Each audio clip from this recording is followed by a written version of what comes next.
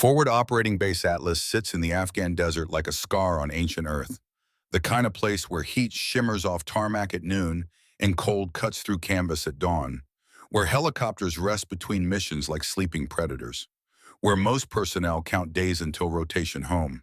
But some people are not counting days. Some people are counting other things. At 0445 hours, the aircraft hangar stands dark except for a single work light beneath the belly of an MH-60 Blackhawk. The massive helicopter looms in shadow, its rotor blades forming a cross against the high ceiling. Beneath it, a figure works alone, hands moving with practiced precision across metal housing. No wasted motion, no hesitation. Tech specialist Ava Stone has been first to arrive every morning for 18 months. She will be last to leave tonight. This is not dedication, this is purpose. Her hands are scarred. Burn tissue runs from wrist to elbow on her left arm, visible when she reaches for tools in high places. The pattern is distinctive, tight lines radiating from a central point, the kind of scarring that comes from intense heat in confined space, not the kind that comes from kitchen accidents or campfire mishaps, the kind that requires explanation. She never gives one. Right now, her hands work on the transmission housing of the Blackhawk. Torque wrench turning with exact pressure. 45 foot-pounds? Check. 50? Check. She feels the resistance through the metal before the gauge confirms it. Her hands know aircraft the way some people know musical instruments, the way concert pianists know keys, the way surgeons know scalpels, the way her mother knew sewing machines before the factory closed and the arthritis came and everything good turned to memory. Except those are not her memories. Those belong to Ava Stone, whose service record lists 4 years as Army mechanic before honorable discharge and contractor re-enrollment. Those belong to a woman who exists only on paper. The real woman beneath the transmission housing has different memories. A different name, a different rank, different ghosts. She hears footsteps, young voices. The day shift arriving early. She does not look up, does not acknowledge. She learned long ago that the best way to be invisible is to be unremarkable. Mechanics arrive at 0500. She arrives at 0430. Nobody questions the woman who works hardest. They just forget she exists. 3 young airmen enter through the side door. Their voices carry across the hangar floor. Still half asleep. Still believing the world makes sense. Tell me you brought coffee. Truck's not here yet. We're dry until 06. This is inhumane. I'm filing a grievance. They laugh. The kind of laugh that comes from being 22 and immortal. From believing the worst thing that can happen is bad coffee. From not yet knowing that coffee is the least of what you lose. One of them notices the work light beneath the Blackhawk, notices her. Morning, Ghost Tech. The others laugh. Ghost Tech. That is what they call her. Not to her face exactly, but loud enough for her to hear. She has heard worse. She has been worse. She does not respond, just continues working. Her right hand reaches for a calibration gauge. As her sleeve pulls back, the burn scars catch the light. Tissue that healed wrong. That will always be wrong. That tells a story she can never speak. The young airman stops laughing, stares. Jesus, what happened to your arm? She pulls her sleeve down. Smooth motion. Practiced. Done this 1,000 times. Motorcycle accident. Her voice is neutral. Flat. The voice of someone who has given this answer before. The voice of someone who does not invite follow-up questions. The voice of someone who buried the truth so deep that even she sometimes forgets where. The airman wants to ask more. She can see it in his posture, the way his mouth opens slightly, the way curiosity wars with politeness. But his friends are walking toward the tool crib. The moment passes. He follows them. Within 30 seconds, they have forgotten her again. Good. She returns to her work. But her mind is elsewhere now.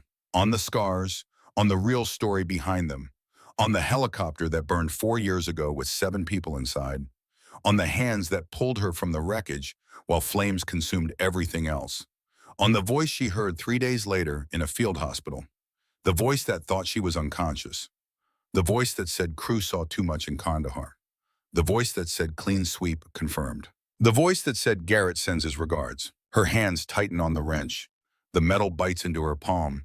She forces herself to breathe, to slow her heartbeat, to remember where she is, when she is. She is not Captain Rachel Donovan anymore. She is not the pilot who flew 7 missions in 12 days without error. She is not the operator who earned callsign Reaper for bringing every bird home. She is not the woman who died in fire and explosion on a mountainside in Kunar province. She is Ava Stone, civilian contractor, mechanic, nobody. And that is exactly what she needs to be. The hangar comes alive as morning breaks. More personnel arriving. Crew chiefs barking orders. Pilots walking through on pre-flight briefings. The noise level rises with the sun. Metal on metal, voices overlapping, radios crackling. The symphony of military aviation that used to be her life and now is just backdrop to investigation. She works through it all, invisible in plain sight. At 0700, she takes a break. Not because she needs one, because Ava Stone takes a break at 0700 every day. Routine creates cover. Deviation creates questions. Questions create exposure. Exposure creates death. She walks to the far corner of the hangar. There is a tool storage closet there, rarely used. Dust on the door handle. Nobody notices when she enters. Nobody cares. She closes the door behind her. From her cargo pocket, she removes a small notebook. Not the official maintenance log. Something else. Something that would get her killed if anyone found it. The pages are filled with coded entries, dates, names. 3 names appear more than others. Garrett J. Staff Sergeant. Supply. Age 29. Friendly. Makes jokes nobody laughs at. Arrives 0600. Desk check 3 times per day. Right-handed. Drinks coffee black. Never late. Married. 1 daughter. Shows photos to anyone who asks. Either genuine family man or perfect cover. Garrett M. Master Sergeant. Flight Operations. Age 44. Veteran. Respected. Arrives 0545. Left-handed. Drinks coffee with cream. Checks flight status boards every 30 minutes. Wears reading glasses he thinks nobody notices. Signs every form in triplicate. Polishes boots on Sunday. Career soldier, either incorruptible or too good at hiding it. Garrett W. Captain. Intelligence. Age 31. Cold, ambitious. Arrives 0630. No coffee, no small talk. Avoids Colonel Briggs during briefings. Always positioned near exits. Never stays after duty hours. Never volunteers for additional assignments. Either scared or smart. Either guilty or paranoid. 3 men named Garrett. One of them gave the order that killed her crew. One of them spoke those words in the hospital. One of them is responsible for 7 deaths. She just does not know which one. For 18 months, she has watched them, studied their patterns, their habits, their connections. She has cataloged every interaction, every deviation, every moment that might reveal guilt. She has become expert in observation, in patience, in the kind of hunting that takes years instead of days. So far, nothing conclusive. Just suspicions, just questions, just the gnawing certainty that one of these 3 men knows more than he should. Staff Sergeant Jason Garrett could have access to supply manifests, could alter shipment records, could cover evidence of weapons transfers. But he seems genuine. His jokes are pained but sincere. His work ethic is solid. He stays late to help younger personnel. He talks about his wife and daughter with the kind of detail that liars usually avoid. The kind of detail that comes from actual love instead of constructed cover story. Master Sergeant Marcus Garrett has access to flight schedules. Could coordinate timing for sabotage, could ensure certain aircraft on certain missions. But he is career military, 30 years of service, multiple deployments. The kind of soldier who signs every form in triplicate because regulations matter. The kind who still polishes his boots every Sunday even though nobody checks anymore. The kind who believes in chain of command even when chain of command fails. Captain William Garrett has intelligence access, could know about Kandahar, could identify threats that need elimination, could arrange clean sweeps. But he is young, ambitious, the kind of officer who wants promotion more than anything. Would he risk career for conspiracy, or is ambition itself the motive? Does he see eliminating witnesses as career advancement, as proving himself worthy of higher clearance? She does not know, and not knowing is the hardest part. Not knowing means continuing to watch, continuing to wait, continuing to live in suspended animation between vengeance and justice, between rage and patience. She returns the notebook to her pocket, takes 3 slow breaths, centers herself, then exits the closet and returns to the Black Hawk. The morning briefing happens at 0800 in the operations building. She does not attend. Civilian contractors are not required. But she watches from the hangar entrance, watches who sits where, who talks to whom, who looks uncomfortable, who avoids eye contact, who fidgets, who seems too calm. Today there are more officers than usual. Colonel Briggs stands at the front. His expression is neutral, but there is tension in his shoulders. Tension in the way his hands grip the podium. Something is different. Something has changed. Before we begin operational updates, I have an announcement. The room quiets. The kind of quiet that comes before bad news or good news or news that changes everything. Colonel James Garrett will be arriving tomorrow for a 2-week leadership assessment. Some of you know his reputation. For those who don't, Colonel Garrett is a legend in the 161st Special Operations Aviation Regiment. 32 years of service, 3 Silver Stars, Legion of Merit. He trained half the pilots currently operating in JSOC. He is the standard by which we measure excellence. The room reacts. Murmurs of recognition, excitement, nervousness. Colonel Garrett is the kind of name that carries weight, the kind of name that changes atmospheres, the kind of name that used to mean everything to her. She feels the wrench in her hand bend, looks down. Her grip has deformed the metal. She forces her fingers to release, forces her breathing to steady, forces her face to remain neutral, even though inside she is screaming. Colonel James Garrett, prophet, her instructor, her mentor, the man who taught her to fly, the man who believed in her when she doubted herself, the man who pulled strings to get her into 160 soar when other instructors said she was too reckless, the man who called her Reaper because she always brought the dead bird home, the man whose voice she heard praising her after every successful mission, the man whose approval meant more than medals, the man whose name she heard in a hospital room 4 years ago. Garrett sends his regards. She turns away from the briefing, walks deeper into the hangar. Her legs feel distant. Her vision narrows. Tunnel vision, panic response, PTSD trigger. She recognizes the symptoms even as they overwhelm her. She finds herself in the bathroom, cold water on her face, staring at the mirror. The woman staring back is not the woman she was. Burn scars visible even through makeup. Weight loss making cheekbones sharp, eyes that have seen too much and forgotten how to look away. Hair cut short and practical instead of the long braids she used to wear. Everything about her is different. Everything except the core. The part that will not let go. The part that cannot rest until truth is found. 8 years ago, she was a different person. 24 years old. Fresh from flight school. Eager. Naive. Hungry to prove herself. Hungry to belong. Hungry to matter. Colonel Garrett was her advanced training instructor. He was 44 then. Already a legend, already someone junior pilots spoke about with reverence and fear. The kind of instructor who could make or break careers with single evaluation. She remembers the first time he took her up. A night navigation exercise. Low altitude, no lights, just instruments and instinct and trust. She had been terrified, tried to hide it, failed completely. He had spoken once during the entire flight, just one sentence, but it changed everything. Reaper, when everything fails, you don't panic. You calculate. Panic kills. Patience wins. She had flown perfectly after that. Not because fear disappeared, because she learned to use it, learned to channel terror into focus. Learned that surviving is not about eliminating fear. It is about functioning despite it. For 2 years, he trained her, pushed her, challenged her, never accepted good enough, always demanded better. When she crashed a simulator, he made her run it again, and again, and again, until muscle memory replaced thought, until excellence became reflex. When she graduated top of her class, he was the one who pinned her wings, his hand on her shoulder. Firm, proud, fatherly in a way her actual father never managed before the heart attack took him. You're going to be better than me someday. She had laughed, thought he was being generous. Sir, you're the best.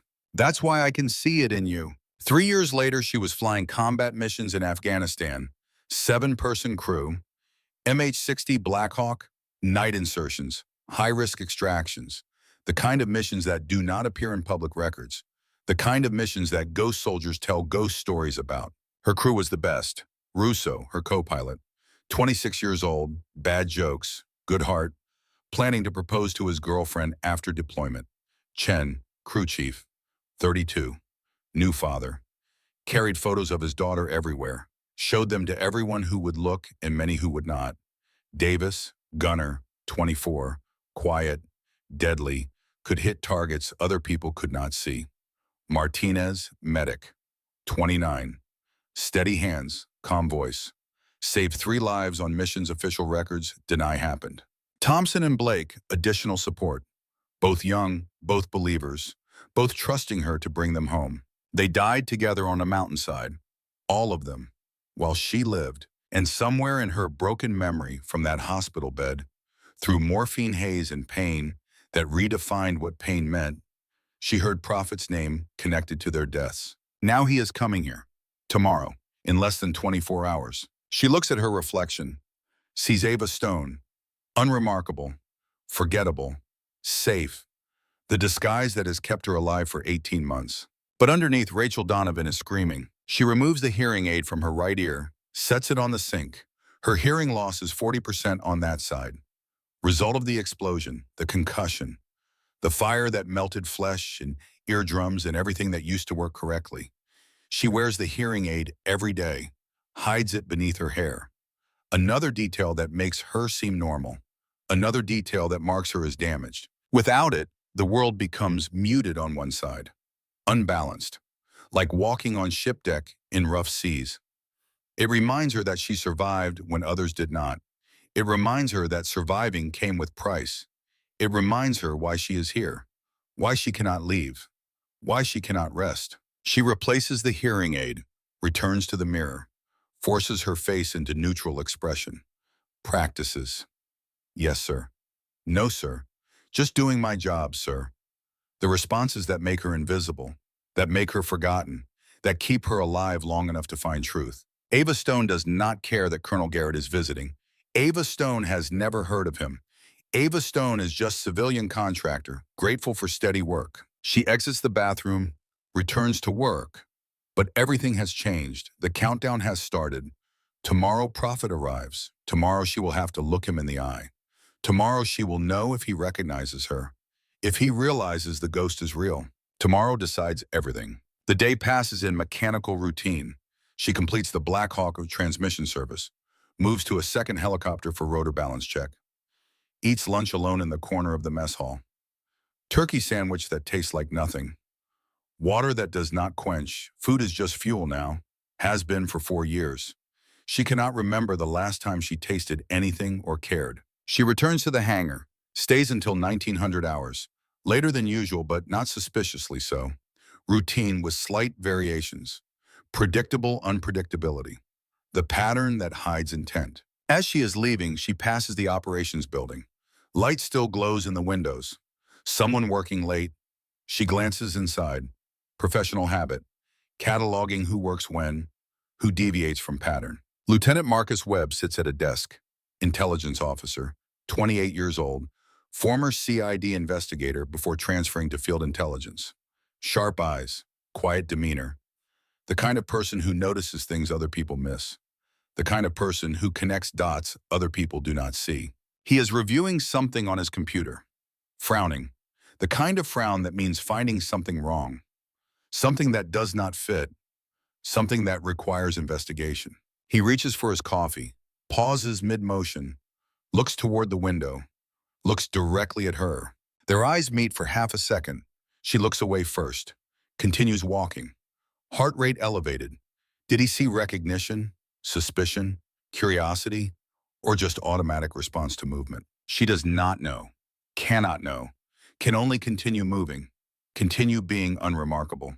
In her quarters that night, she cannot sleep. She lies on her bunk, staring at ceiling panels, counting rivets. 147 visible from this angle. She has counted them before, many times. Insomnia is companion now. Sleep is luxury she rarely affords. She calculates probabilities. If Colonel Garrett is the one who ordered the hit, why would he come here?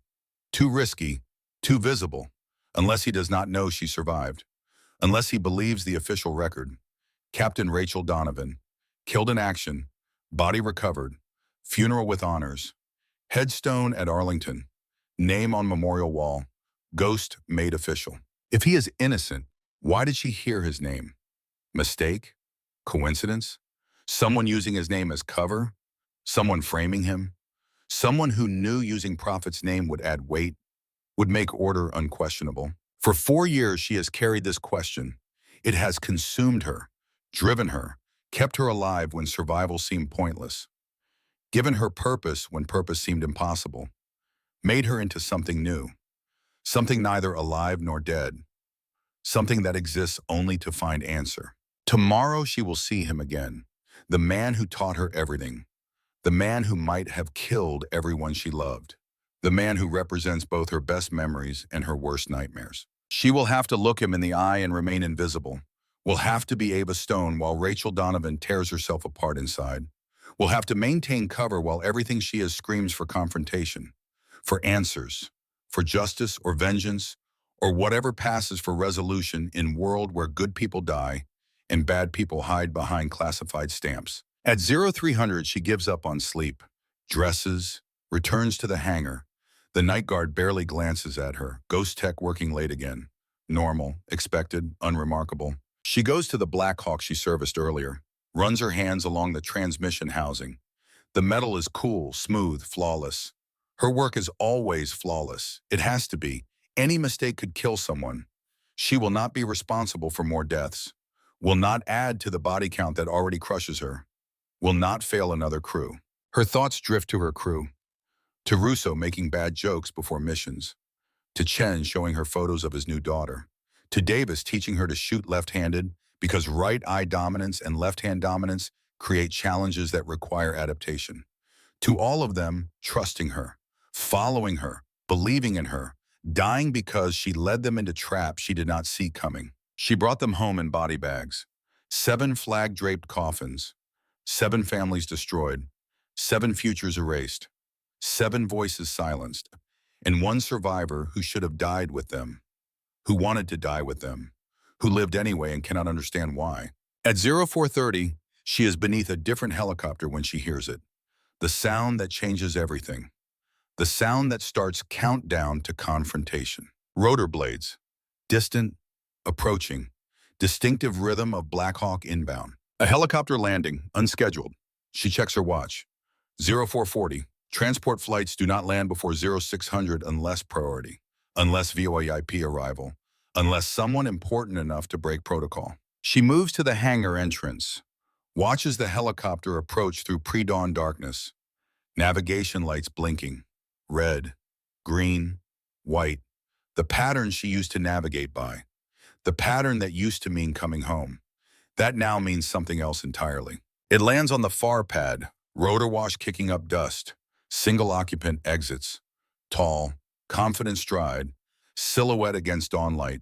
Even at distance, she recognizes the posture, the way he moves, the rhythm that is unique to him, that she studied for 2 years, that she would recognize anywhere. Colonel James Garrett has arrived early, not tomorrow, now. No warning, no preparation, no time to steel herself. She fades back into shadow, watches him walk toward the operations building. He moves like a man half his age, deliberate but relaxed, the walk of someone who has nothing to fear, or someone who has learned to hide fear so completely that it becomes invisible, or nothing to hide. She returns to work, but her hands are less steady now. The wrench slips twice. She forces herself to slow down, to breathe, to focus, to be Ava Stone instead of Rachel Donovan, to maintain cover even though cover feels like it is dissolving, like bog burning away under sun, like protection that never really existed. At 0600, the hangar comes alive. Personnel arriving, equipment checks, morning briefing. She works through it all, does not look toward the operations building, does not search for him, does not acknowledge the change even though everything has changed. He will come to the hangar eventually. Commanders always inspect aircraft. It is part of leadership assessment protocol. Part of showing troops that officers care about details. Part of leadership theater that sometimes is genuine and sometimes is performance and often is both. She just needs to be ready, needs to be invisible, needs to be nobody he would notice or remember or recognize as the ghost he might have created.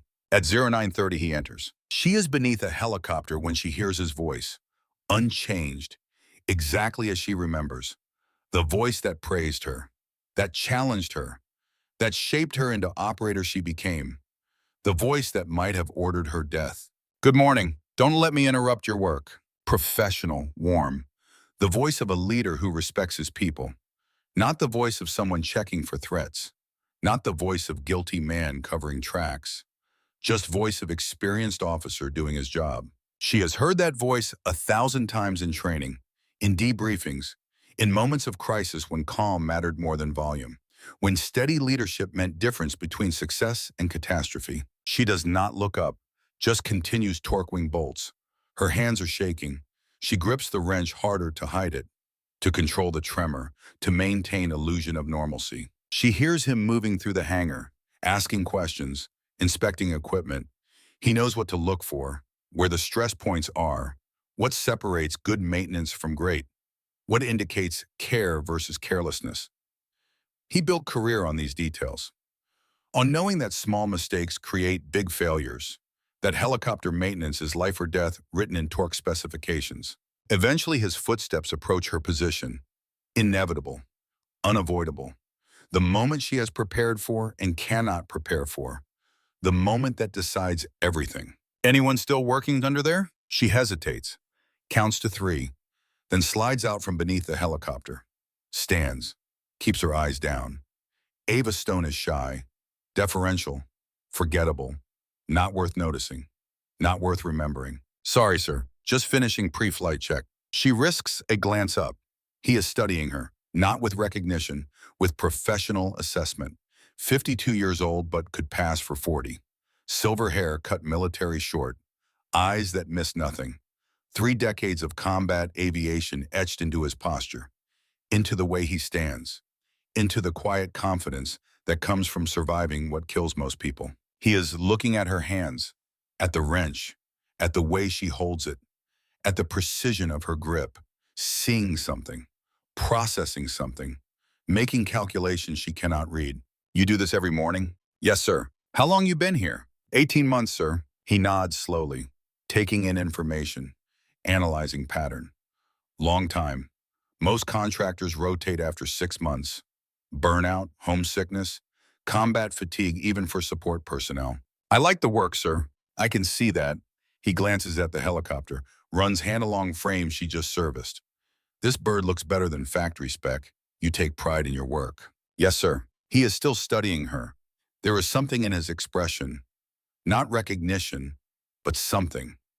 Curiosity maybe, or professional interest, or something she cannot identify because she is too busy controlling panic, too busy being invisible, too busy not being Rachel Donovan. What's your name? Stone, sir. Ava Stone. Where'd you train? Your technique is advanced for contractor work.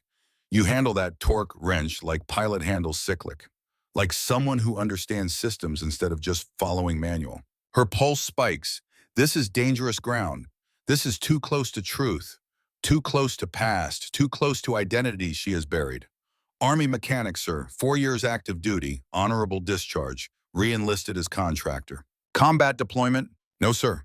The lie comes easily now. She has practiced it, perfected it, made it believable because believing lies is how she survives. He waits, expecting elaboration. When she offers none, he nods, accepts the silence. Well, your work speaks for itself. We need more people like you, people who care about details, who understand that maintenance saves lives, who take it personally. He starts to turn away, then pauses, looks back, studies her again, longer this time, like trying to solve puzzle, like seeing something familiar but unable to place it. Can't sleep well either? The question catches her off guard. Sir, you're here before 0500 every day. I checked the logs. That's not dedication. That's insomnia. That's someone who would rather work than lie awake staring at ceiling. His voice is gentler now. Understanding. The voice of someone who knows. Combat does that. Even if you weren't deployed, working on birds that go into combat, seeing the damage they come back with, imagining the stories, hearing the casualties, it affects people. Sometimes imagination is worse than memory. Sometimes not knowing is harder than knowing. For a moment, she forgets to be Ava Stone. For a moment, she almost responds as Rachel. Almost says, I know exactly how bad memory can be, because I remember burning alive while my crew died around me, and I heard your name, and I don't know if you saved me, or killed them, or both. Instead, she says, just committed to the job, sir. He studies her for 3 more seconds. Eyes that missed nothing, eyes that trained her, eyes that might recognize her if she meets them too long. She keeps her gaze down, submissive, unremarkable. Safe. Carry on, he walks away. She stands motionless. Her hands are trembling. She tucks them into her pockets, counts to 10, 20, forces her breathing to steady, forces her heart rate to decrease, forces her body back under control. He did not recognize her. 4 years of burn scars and weight loss and deliberately changed posture, and he saw nothing. She is truly invisible, truly dead, truly ghost. But that moment of connection, that understanding about insomnia, that recognition of trauma, that was Prophet. That was the instructor who saw through her bravado 8 years ago, who recognized fear disguised as confidence, who taught her that acknowledging weakness is strength, that pretending to be fearless is path to failure, that real courage is being afraid and acting anyway. For 18 months, she has maintained perfect cover. No emotion, no deviation, no risk, no cracks. In 30 seconds, he almost broke through, almost saw her, almost recognized something. She returns to work, but her mind is elsewhere, on the question she has carried for 4 years, on the 3 Garretts she has been watching, on the man who just spoke to her with kindness she does not deserve, with understanding she cannot accept, with recognition that might be danger or might be salvation. That evening she works late again, later than normal. The hangar empties, night shift arrives, skeleton crew. She continues working, needs to think, needs to process, needs to understand what just happened and what it means. At 2200 hours, she is alone beneath a Black Hawk when she hears footsteps, deliberate, approaching her position, not random patrol, not passing traffic, someone coming specifically to her location, someone who knows she is here. She slides out, stands, hand moving casually to knife in pocket, ready. Lieutenant Marcus Webb is there. He is not smiling, face serious, eyes sharp, holding tablet, looking at her like she is puzzle he just solved. Techstone, we need to talk, now. Her hand tightens on knife handle, calculating, exit routes, witnesses, consequences. About what, sir? He holds up the tablet. On the screen is a photograph. High resolution, close-up of her left wrist. The burn scars, the distinctive pattern, image enhanced, colors adjusted, details highlighted. Next to it, another photograph from a classified file. Same scars, same pattern, same story written in damaged flesh. Labeled Captain Rachel Donovan, 161st SOAR, status, killed in action. About who you really are, he says quietly, calmly, without threat, just statement of fact. And why you've been pretending to be dead for 4 years. The world narrows to this moment, this choice. She can run, can disappear into night, can start over somewhere else, can continue hunting alone. She can fight, can kill him, can eliminate threat, can maintain cover, or she can trust. For 4 years, she has trusted no one. For 4 years, she has been alone with questions that have no answers.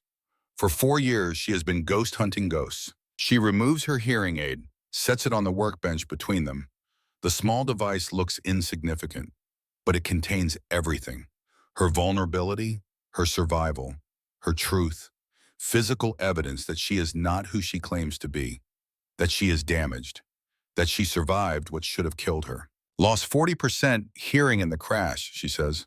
Her voice is different now, stronger, clearer, the voice of a captain, not a contractor, the voice of Rachel Donovan instead of Ava Stone. Had to hide it or they'd never let me near aircraft. Webb stares at the hearing aid, then at her, really seeing her now, not the contractor, the ghost.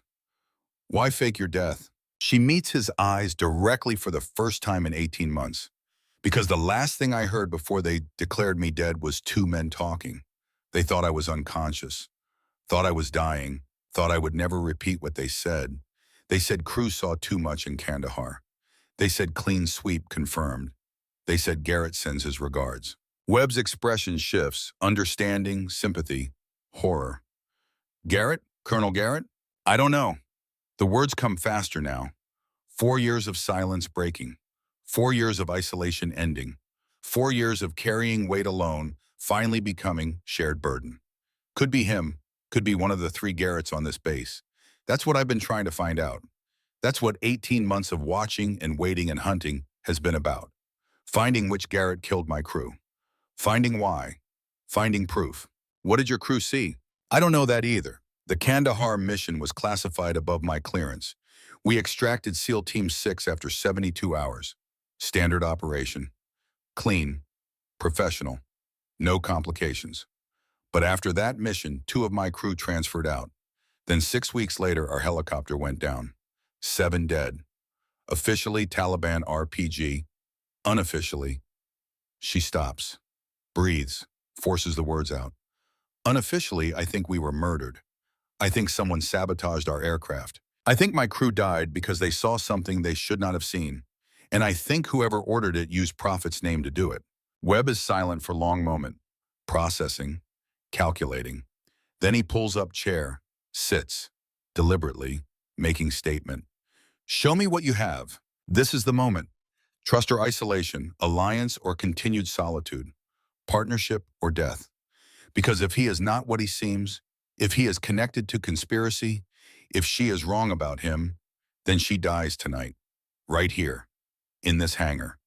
Beneath helicopter she has maintained for 18 months, becoming another casualty, another name on memorial wall, another ghost. She reaches into her pocket, removes the notebook, sets it beside the hearing aid, both small, both insignificant looking, both containing everything. 18 months of observation, 3 suspects named Garrett, pattern analysis of supply discrepancies, communication blackouts that match supposed enemy ambushes, flight schedule irregularities, maintenance anomalies, everything that does not fit, everything that suggests someone on this base is running the same operation that killed my crew. I just can't prove which Garrett is responsible. Can't prove any of it. Can only watch and document and wait for mistake. Webb opens the notebook, reads.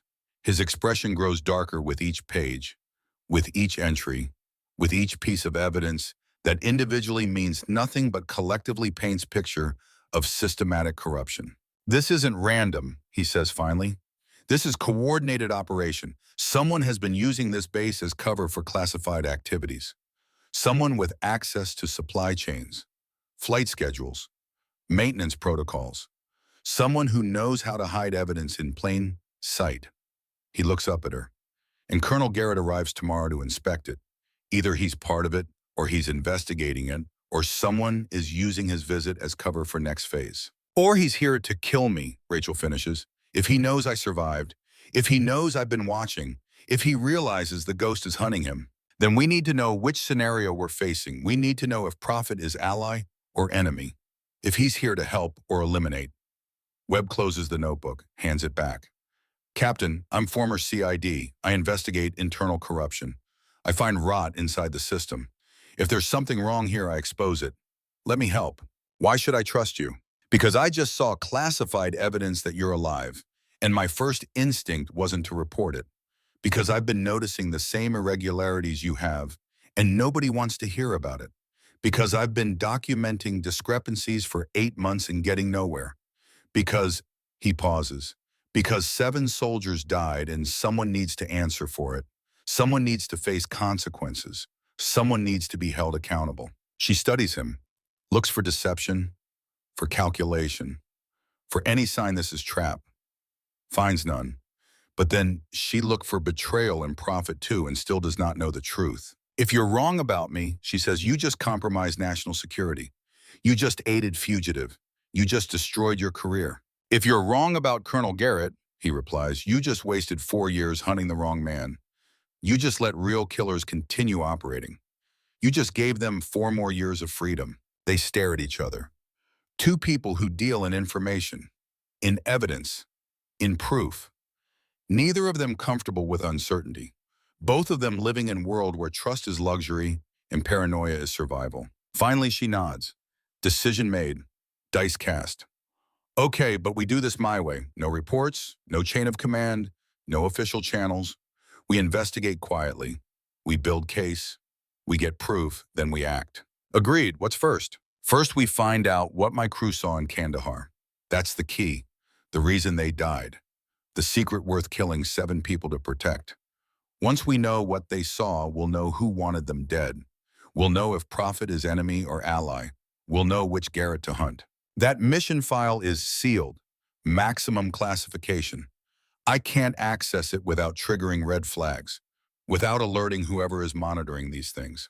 But Colonel Garrett can. He ran JSOC liaison operations back then. He has clearance, he has access, he has authority. Rachel moves to window, looks toward operations building, toward place where Prophet sleeps, where answers might wait. We watch him, we monitor who he talks to, we track his communications. If he's innocent, the real enemy will reveal themselves around him. If he's guilty, he'll make contact with his network. Either way, we'll know. And if he recognizes you, she touches her burn scars, traces the pattern, the map of survival written on her skin. He looked right at me this morning, stood 3 feet away, saw nothing. 4 years of scars and trauma changed me more than any disguise could. I'm invisible to him, just another contractor, just another forgotten soldier doing forgotten work. Webb nods slowly. Okay, we watch him, we track his movements. We see who gets nervous when he's around. We document everything. He stands. But Captain, if this goes sideways, if we're wrong about anything, if someone discovers what we're doing. I've been dead for 4 years, she interrupts. Her voice is cold, final. The voice of someone who has nothing left to lose. What's the worst that can happen? He does not answer. They both know the worst. They both know what happens to people who ask wrong questions, who see wrong things, who threaten wrong people. They both know 7 people already died for this, and 7 more could easily follow. After Webb leaves, she returns to her quarters, lies on her bunk, stares at the ceiling. For the first time in 4 years, someone knows she is alive. Someone is helping her. Someone believes her. It should feel like relief, like burden shared, like hope. Instead, it feels like risk, like exposure, like countdown to confrontation that might end with more bodies, more ghosts, more names on memorial walls. But risk is why she came back. Risk is the price of truth. And truth is what she owes to 7 people who died while she survived. Truth is the only thing that matters, the only thing that justifies continuing, the only thing that makes survival meaningful instead of cruel joke. At 0300, she gives up on sleep again, returns to the hangar. The night is silent except for distant generator hum. She goes to the Black Hawk that Prophet inspected earlier, runs her hands along the frame. This is the kind of aircraft her crew died in, the kind she used to fly with pride, the kind that used to mean purpose and now means trauma. She has not flown in 4 years, cannot fly. The PTSD is too severe. The panic attacks too unpredictable. Put her in a cockpit now and she would kill everyone aboard, would repeat the failure, would create new ghosts to haunt her. But sometimes, alone in the darkness, she sits in the pilot seat, closes her eyes, imagines her hands on the controls, imagines Russo beside her making bad jokes, imagines Chen calling out system checks, imagines all of them alive and trusting her to bring them home. She does that now, climbs into the cockpit, sits in the captain's seat. The instruments are dark, the controls are locked, but muscle memory knows where everything is. Hands remember even when mind tries to forget.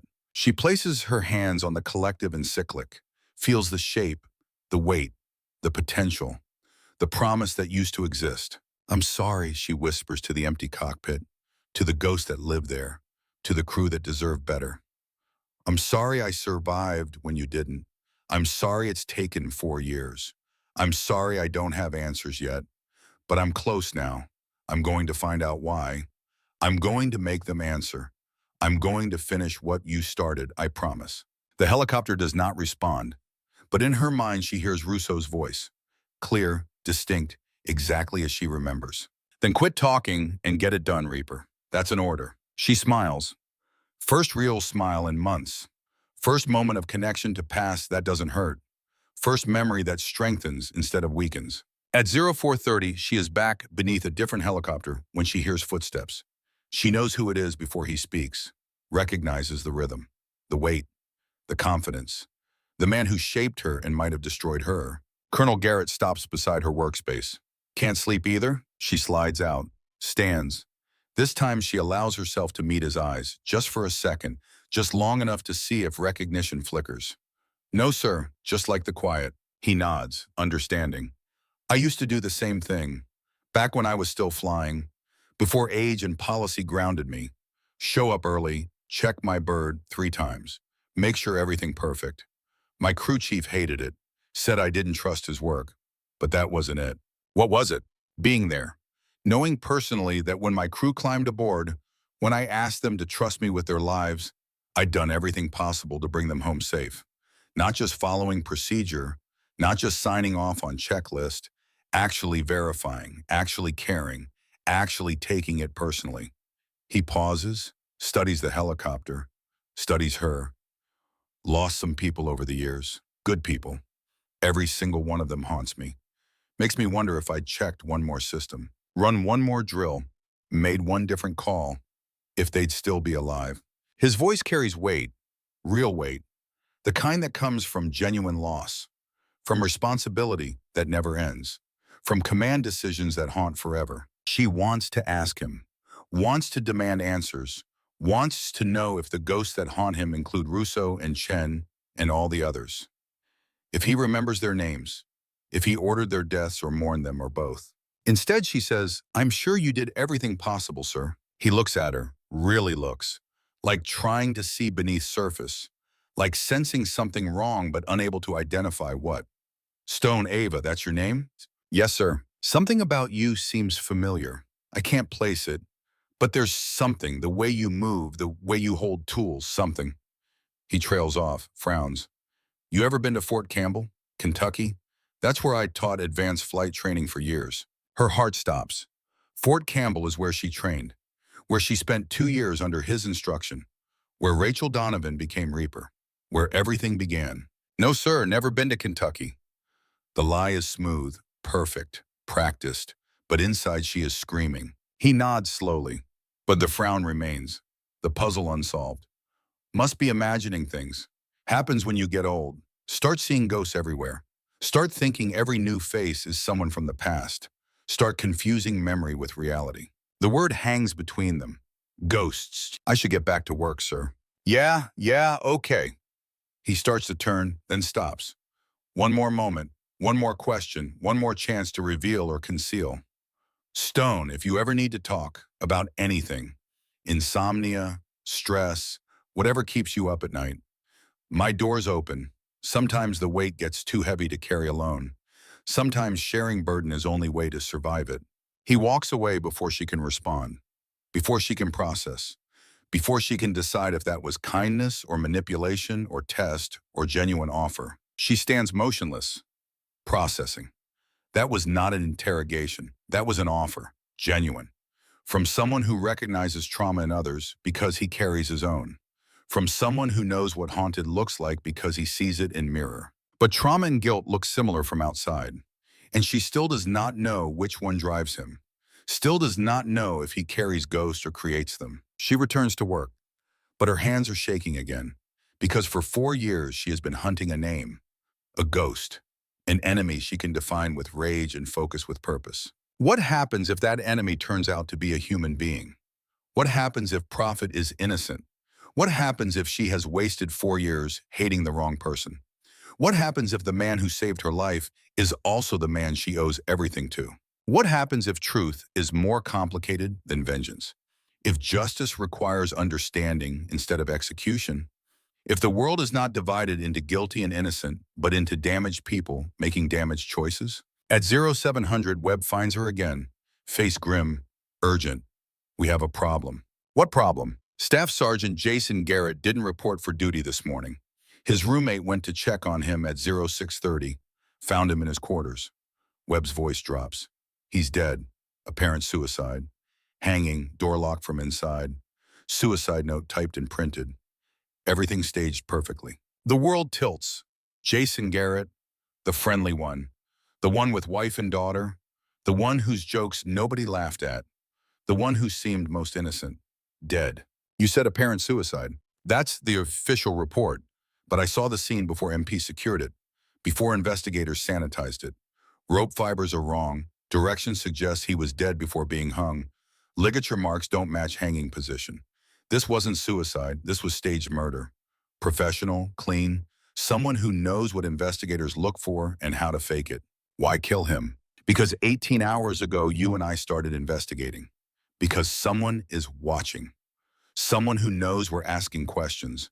Someone who knows Jason Garrett had access to every supply manifest for the past 4 years.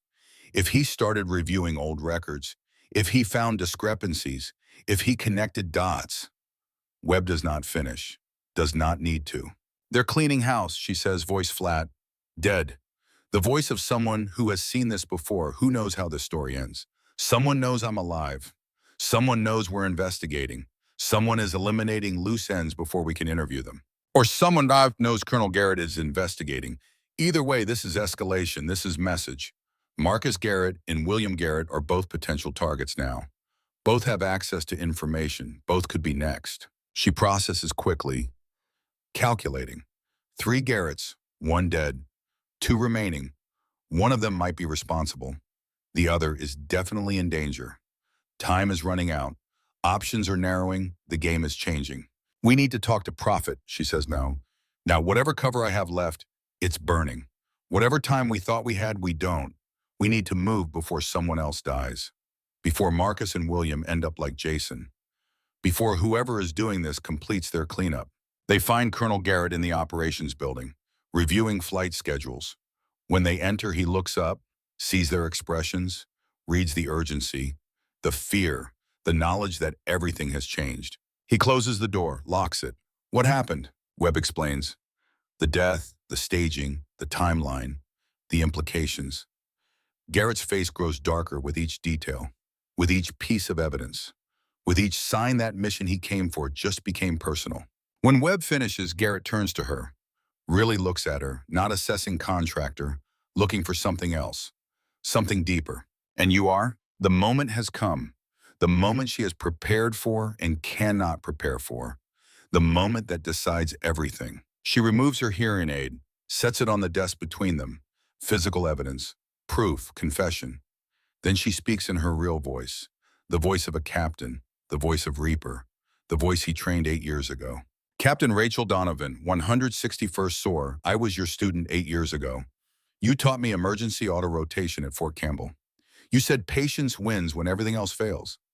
You told me I'd be better than you someday. You pinned my wings at graduation. You believed in me when I didn't believe in myself. She pauses, steadies herself, forces the next words out. 4 years ago, my helicopter crashed. 7 crew members died. I survived. In the hospital, before they declared me dead, I heard 2 men talking. They thought I was unconscious. They said my crew saw too much in Kandahar. They said clean sweep confirmed. They said Garrett sends his regards. She stops, watches his face, waiting for recognition, for guilt, for confession, for confirmation that the man who taught her everything is the man who took everything away. What she sees is devastation. Garrett stares at her, his hands grip the desk edge, knuckles white, face pale. Rachel, Jesus Christ, Rachel, you're alive. His voice breaks, actually breaks. I've been looking for you for 4 years. The secure room in the intelligence building has no windows. Concrete walls, single door with electronic lock.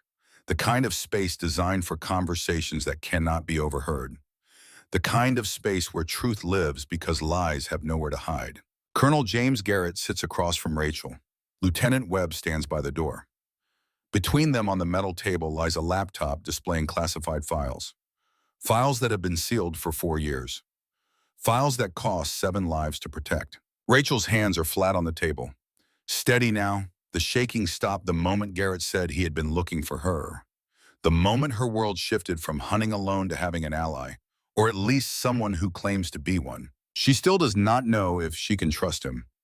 4 years of isolation taught her that trust is currency you can only spend once. Garrett opens a laptop, types a password, then another, then places his palm on a biometric scanner. The screen unlocks. Kandahar mission, 4 years ago, September 15th. Your crew flew SEAL Team 6 into a compound outside the city. Intelligence indicated Taliban commander meeting.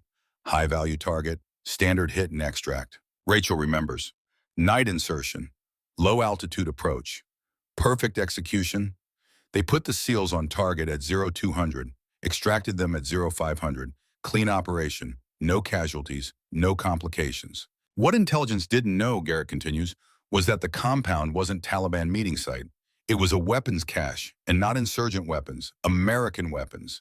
M4 rifles, night vision equipment, encrypted radios, advanced body armor, all with serial numbers tracing back to U.S. military supply chain. Webb leans forward. Black market happens. Arms dealers exist.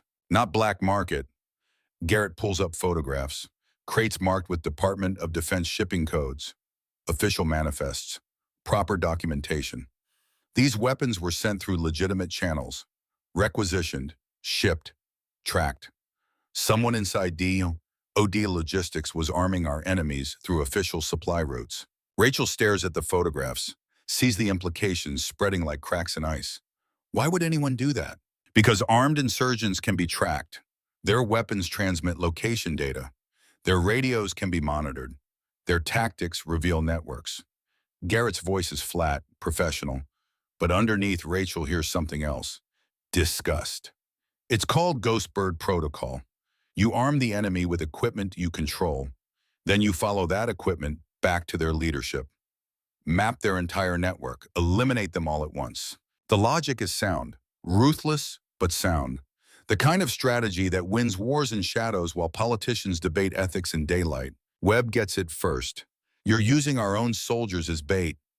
Every firefight, every ambush, every casualty happens because we armed them intentionally. Not we, them. Ghostbird was authorized after 9/11 under Patriot Act provisions. Classified program. Need-to-know basis. Very few people knew it existed. Even fewer knew the details. Garrett closes that file, opens another. Your crew chief, Chen was former CID Criminal Investigation Division, trained to spot irregularities. When he saw those crates, he photographed the serial numbers. Shared them with your co-pilot, Russo. Rachel's chest tightens. She remembers Chen showing her something on his phone 2 days after the Kandahar mission. Something that made him frown. Something he said he needed to report through proper channels. She told him to do it. Told him if something was wrong, Chain of Command would handle it. Chain of Command killed him for it. They reported what they saw. Her voice sounds distant, mechanical. To their unit commander, Captain William Marsh. He was the officer overseeing logistics coordination at the time. Good record, solid reputation. They trusted him. Rachel knows what comes next, can see it forming like storm clouds. Marsh buried the report, Garrett says. Then 6 weeks later, your helicopter suffered catastrophic mechanical failure during a routine transport mission. Official cause, improper maintenance on tail rotor assembly. Unofficial cause, he stops, meets her eyes. Someone sabotaged your aircraft, someone with access to maintenance schedules, someone who knew exactly which components to compromise, someone who could make it look like accident or combat loss. The room is silent except for air conditioning hum. Rachel's hands have curled into fists.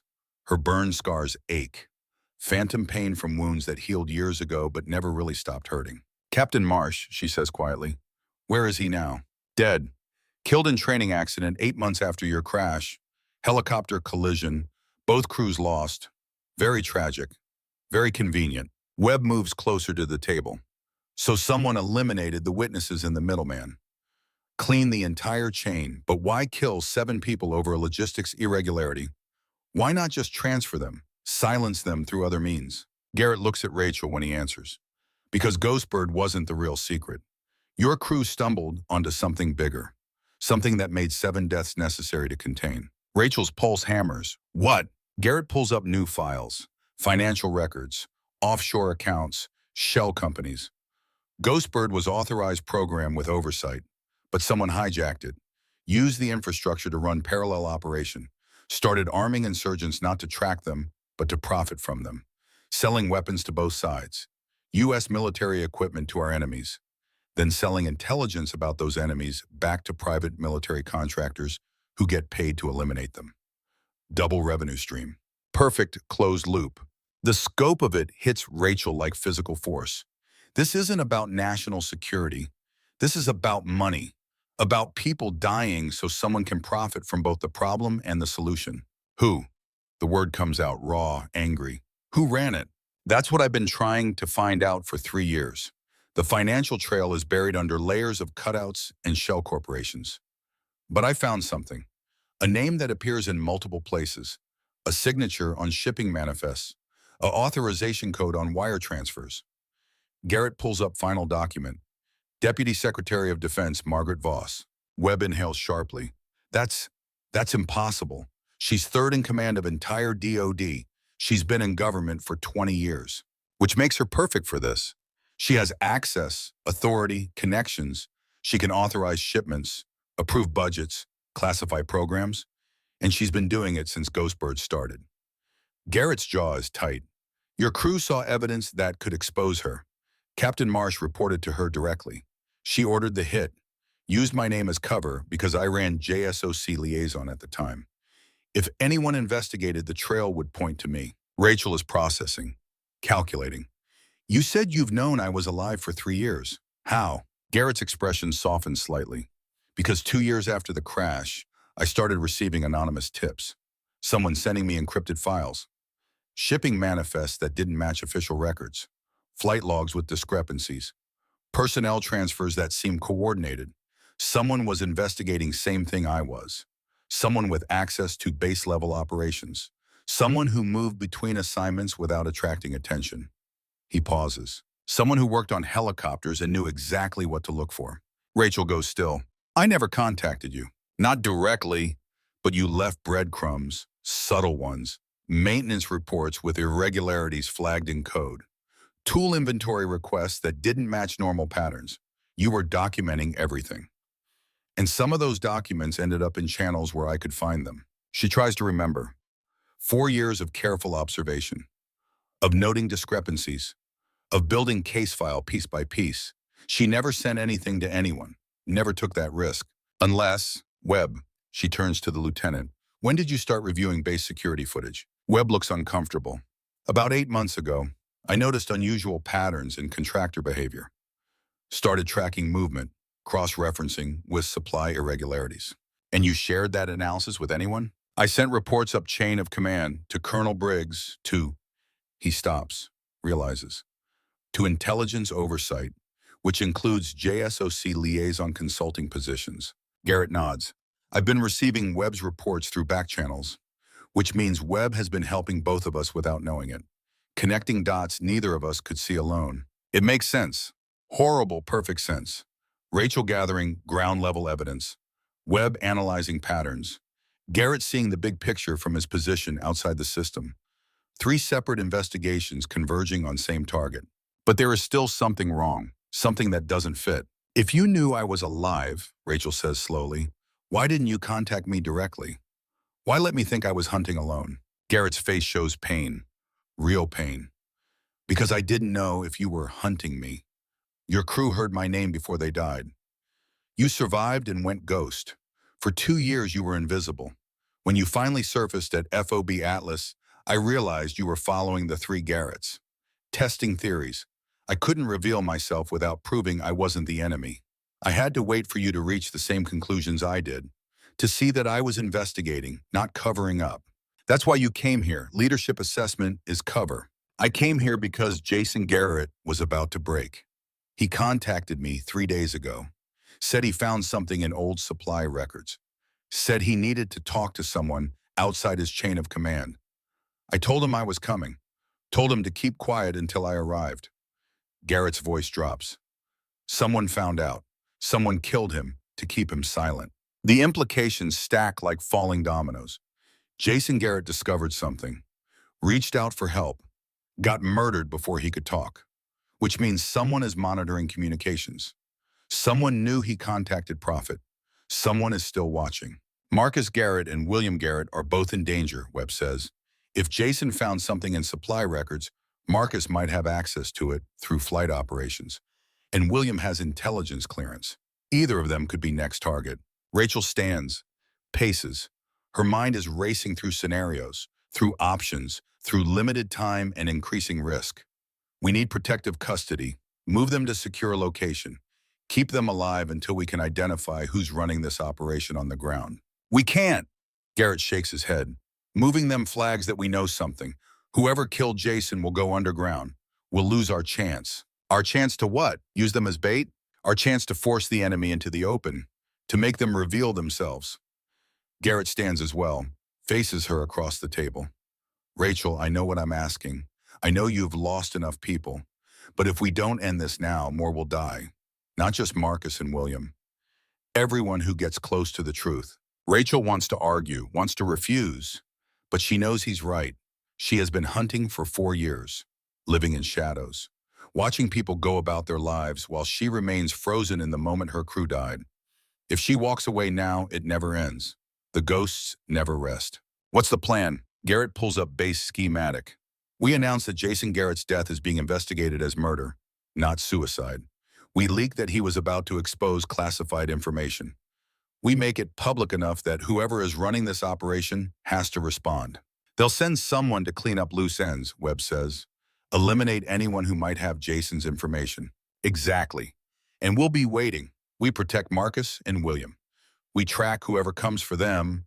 We follow that person back to their handler, and we get evidence that connects directly to Voss. Rachel studies the schematic. FOB Atlas is small, 300 personnel, limited places to hide, limited escape routes. If they send someone, it won't be subtle. It'll be another staged accident, another mechanical failure, another clean sweep. Not if we make it impossible to stage, Garrett says. We put Marcus and William in controlled environment, somewhere with witnesses, somewhere public enough that any move against them is obvious. The operations center, Webb suggests, 24-hour staffing, cameras, multiple witnesses, no way to make a hit look accidental. Rachel sees the flaw immediately.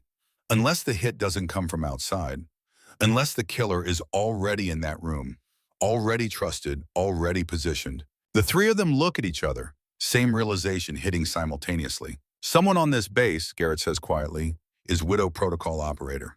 The term hangs in the air. Widow Protocol. Rachel has never heard it before, but somehow it sounds exactly right. Sounds like something designed to kill ghosts. What's Widow Protocol? Webb asks. Garrett's expression darkens. Rumor, ghost story, something I've heard whispered about in classified briefings. Supposedly there's a program that recruits female special operations personnel who have been declared killed in action, gives them new identities, uses them for operations that need complete deniability, black ops that don't exist, targets that can't be touched through official channels. Rachel feels cold spread through her chest. You're saying there are other women like me. Others who survived what they shouldn't have. Others who had their deaths faked. That's the rumor. I've never confirmed it exists. Never found proof, but the pattern fits. Female operators in high casualty incidents. Bodies never fully recovered. Families compensated quietly. And then unexplained eliminations of people who knew too much. Garrett looks at her. If Widow Protocol is real, and if it's connected to the Voss operation, then they've been using dead women to kill living threats. Why women? Webb asks. Because we're underestimated, Rachel says quietly. All three men look at her. She continues. Female operators are rare enough to be memorable, but contractors, civilian staff, support personnel, we're invisible. We move through military spaces without triggering threat assessment. We can get close to targets that would never trust male operators. Garrett nods. And if you're declared KIA, you have nothing to lose. No family watching, no career to protect, no life to go back to. You're already dead. Might as well be useful. The psychology is perfect. Rachel has lived it. She knows what it's like to be ghost, to exist in spaces between living and dead, to have nothing left but purpose. If there's a widow on this base, she says, how do we find her? We don't, Garrett replies. We make her find us. We leak that you're alive. We let it spread that Captain Rachel Donovan survived the crash and has evidence. We turn you from hunter to bait. Every instinct Rachel has screams no. She has spent 4 years being invisible, being forgotten, being safe in her anonymity. Revealing herself means becoming target, means facing the people who killed her crew, means risking everything she has worked for. But it also means ending this. Finally, completely. Do it, she says. Leak my identity. Let them come. Webb looks worried. Captain, if they send Widow Operative after you, then I'll be ready. I was trained by the best. She looks at Garrett. You taught me to be patient, to calculate, to turn every disadvantage into strength. Being dead for 4 years, that's the ultimate advantage. They think I'm broken, traumatized, easy target. She allows herself the small smile. They're wrong. Garrett studies her for a long moment. She sees pride there, and something else. Regret, maybe, or recognition of what 4 years alone has cost her. Okay, he says finally. We leak it tonight. By morning, everyone on this base will know Captain Rachel Donovan is alive. By tomorrow night, someone will make a move. We need to be ready. They spend the next 3 hours planning. Garrett coordinates with Colonel Briggs. The base commander is skeptical but convinced by the evidence. He agrees to controlled information release, agrees to enhance security for Marcus and William Garrett, agrees to give them operational freedom. Rachel returns to her quarters to prepare, to gather the few possessions Ava Stone accumulated, to say goodbye to the identity that kept her alive. She is packing when she hears footsteps outside her door, soft, deliberate, not the heavy boots of military personnel, something quieter, more careful. She moves away from the door, hand on the knife in her pocket, waiting. The footsteps stop, silence. Then a note slides under the door. Rachel stares at it for 3 seconds, then picks it up, opens it. Printed by text, no signature. Roof 0300, come alone. We need to talk about your crew, about Kandahar, about what happens next. She checks her watch, 0140, less than 90 minutes. This could be a trap. Could be the Widow Operative making first move. Could be her last mistake. Or it could be the break she needs. She tucks the note in her pocket, checks her weapons, then settles in to wait. At 0250, she leaves her quarters. The base is quiet. Night shift at minimal staffing. She moves through shadows she has memorized over 18 months, knows every camera angle, every blind spot, every route that leaves no trace. The roof access is through maintenance stairwell. She climbs slowly, listening, alert for ambush, for setup, for anything wrong. The roof is empty when she arrives. Just ventilation units and communication equipment. Desert wind cutting across open space. Stars overhead, impossibly bright. She waits. At exactly 0300, she hears the roof access door open behind her. She turns. A woman emerges. Mid-30s, athletic build, tactical clothing, dark hair pulled back, face partially shadowed, but something familiar about the bone structure, about the way she moves. The woman removes her cap. Burn scars run down the left side of her face. Not as extensive as Rachel's, but similar pattern, similar story. Captain Donovan. The woman's voice is calm, professional. I'm Major Kate Sullivan, former 161st SOAR. Call sign Wraith.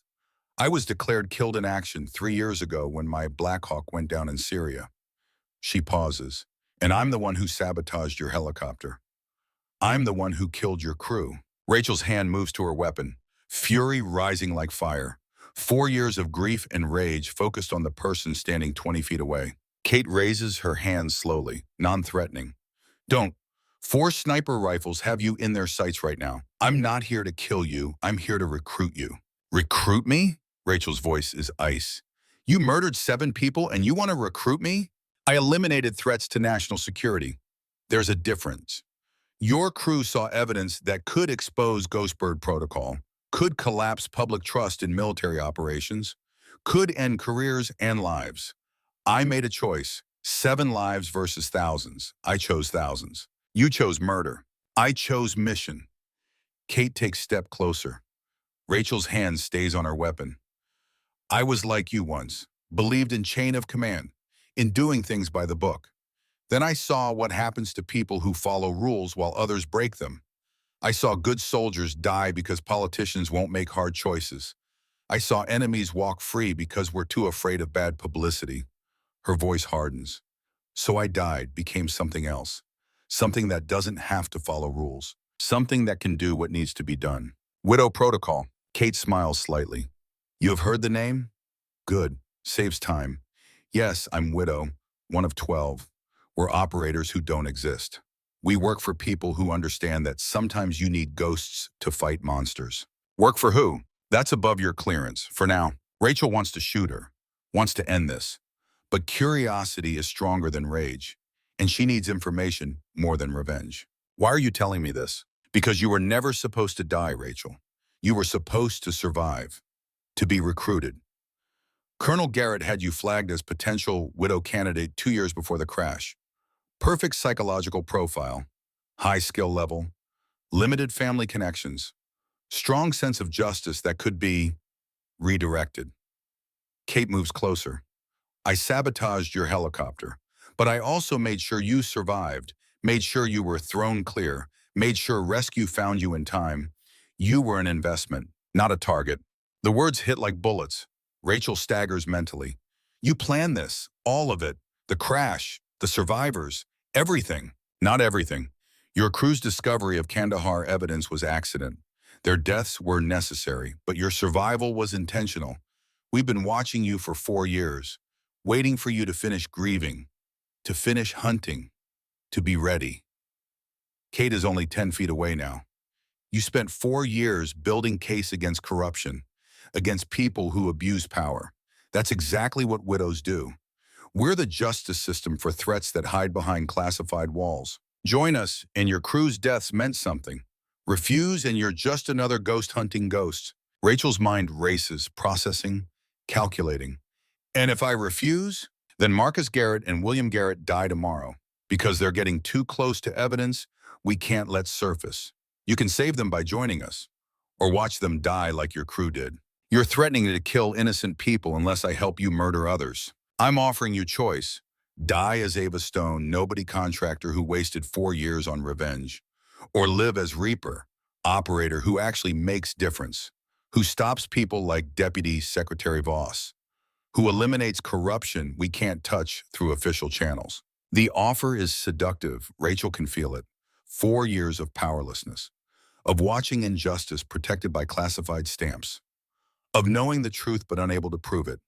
Kate is offering solution, offering purpose, offering what Rachel has wanted since the moment she woke up in that hospital bed. But the price is becoming the thing she's been hunting. I need time to think. You have until dawn. After that, Marcus and William both die. Accidents. Tragic. Unavoidable. Kate turns to leave, then stops. One more thing. Colonel Garrett isn't who you think he is. He knows about widows. He's known for years. He's been recruiter, identifying candidates, recommending eliminations. He pulled you from that fire because you were a valuable asset, not because he cared. You're lying. Am I? Ask yourself why he waited 4 years to contact you, why he let you hunt alone, why he's here now exactly when we need you recruited. Kate's smile is sad. He's good man playing bad game, just like all of us. Question is whether you're ready to play too. She disappears through the roof access. Rachel is left alone with stars and wind, an impossible choice. She returns to her quarters, sits on her bunk, stares at the wall where she has been tracking suspects for 18 months. Kate's words echo. Garrett isn't who you think he is. He's been recruiter. It makes sense. Horrible sense. Garrett finding her, Garrett providing evidence, Garrett pushing her toward confrontation. All of it could be manipulation. Could be recruitment process disguised as investigation. Or Kate could be lying. Could be trying to isolate Rachel from her only ally. Could be standard psychological warfare. Rachel doesn't know what to believe anymore. At 0400, she meets Garrett and Webb in the secure room. Well, Garrett asks, did they make contact? Rachel studies his face, looking for deception, for calculation, for any sign that Kate was right. She sees concern, genuine concern, but she has been wrong about people before. Yes, widow operative, Major Kate Sullivan, says she sabotaged my helicopter, says she wants to recruit me. Rachel pauses, watches his reaction. Says you've been recruiter for them. Says you pulled me from the crash because I was valuable asset. Garrett's face goes pale, then red. She's trying to turn you against me. Classic psychological operation. Isolate target from support structure. Make them dependent on their captors. Is it true? No, absolutely not. I've heard of widow protocol. I've reported suspicions up chain of command, But I've never recruited for them, never participated. His voice is firm, steady. Rachel, I pulled you from that crash because you were my student, because I couldn't let you burn, because I failed your crew and I wouldn't fail you too. Webb intervenes. Captain, we can verify this. Personnel records, communication logs. If Colonel Garrett was recruiting, there would be traces. Unless he's good at covering them, Rachel says. She doesn't want to believe it. But 4 years of paranoia don't disappear with one conversation. Garrett stands, walks to the wall, his back to her. When your helicopter went down, I was in Kabul, consulting on operation that went sideways. I heard the distress call, heard your voice, heard the crash. I commandeered a rescue bird, flew to the site myself, found you pinned under burning metal. Your crew was already gone. I could have left, could have let you die with them. Would have been easier, cleaner. No witnesses, no complications. He turns, his eyes are wet. But I pulled you out, burned my hands doing it, suffered smoke inhalation, spent 3 days in medical, and when I woke up, they told me you died of your injuries. I believed it, mourned you, second-guessed every decision I made that put you in that cockpit. His voice breaks. 2 years later, when I realized you survived, I was furious. Furious you didn't contact me. Furious you thought I betrayed you. Furious I couldn't reach out without confirming your suspicions. So I investigated from distance, protected you from shadows, waited for you to find the truth yourself. He moves closer. I'm not recruiter, Rachel. I'm your goddamn instructor, and I will not let them turn you into a weapon aimed at innocence. The room is silent. Rachel wants to believe him, wants to trust the man who taught her to fly, who saw potential in her when others saw recklessness. But Kate's offer still sits in her mind. Save Marcus and William by joining, or refuse and watch them die. What do we do? She asks finally. We play their game, Garrett says. You pretend to consider the offer. You meet with Kate again. You get inside their operation. You find out who's running Widow Protocol on the ground, and you feed that information to us. That's suicide mission. That's the only mission that works. Garrett's voice is steady, command voice. The voice that got her through flight school. You're Night Stalker, Reaper. We specialize in impossible insertions. This is just another one. Webb looks worried. If she goes in and they suspect she's compromised, they'll kill her. They'll try, Rachel corrects, but I've been dead for 4 years. I'm good at it. She makes the decision, not because she trusts Garrett completely, not because she believes Kate is lying, but because Marcus and William Garrett deserve to live, because 7 people already died, because someone has to stop this. At 0530, she sends encrypted message to contact number Kate provided. Simple text. I'm in. What's next? Response comes immediately. Vehicle outside East Gate, 700, come armed. Come alone, welcome to the Widows. Rachel shows the message to Garrett and Webb. We can track you, Webb says. Plant tracker, monitor communications. They'll sweep for that. They're professionals. Rachel checks her weapons. I go in dark. No backup, no safety net. I earn their trust. Get proof of who runs the operation, then I get out. And if you can't get out, she meets Garrett's eyes. Then you finish this without me. You expose Voss. You shut down Widow Protocol. You make sure my crew's deaths meant something. Garrett nods slowly. Reaper, if this goes wrong, it won't. You taught me too well. She leaves before he can argue, before she can second guess, before fear can override purpose. In her quarters, she packs light. Weapons, basic gear, photo of her crew. She stares at their faces, at Russo smiling, at Chen with his arm around her shoulders, at all of them alive and trusting her. I'm sorry, she whispers. I'm sorry I wasn't there. I'm sorry I survived. But I'm going to finish this. I promise. At 0700, she walks to the East Gate. A black SUV idles there. Civilian plates, tinted windows, engine running. The rear door opens. Kate sits inside. Get in. Rachel climbs in. The door closes. Vehicle moves. She watches FOB Atlas disappear in the side mirror. Watches the only life she's known for 18 months fade away. Where are we going? Somewhere your new sisters are waiting to meet you. Kate hands her a tablet. Read, learn, memorize. By tonight, you'll be one of us. The tablet displays files. 12 women, all declared KYA, all recruited to Widow Protocol. Pilots, medics, explosive techs, intelligence analysts, each with story of survival, each with reason to be dead. Rachel reads, recognizes some names, remembers news reports, remembers memorial services. All of them honored, all of them mourned, all of them alive. How many operations? Rachel asks. Classified, but enough to know we're effective, enough to know we make difference. Kate glances at her. You'll meet them soon. They'll want to test you, prove you're worthy, prove you're committed. Test how? Kate smiles. You'll see. They drive for 90 minutes. Desert road. No landmarks. No signs. Finally, they turn onto unmarked track. Drive another 20 minutes. Stop at what looks like abandoned bunker complex. Kate leads her inside. Down concrete stairs. Through security checkpoints. Each one more sophisticated than last. Biometric scanners.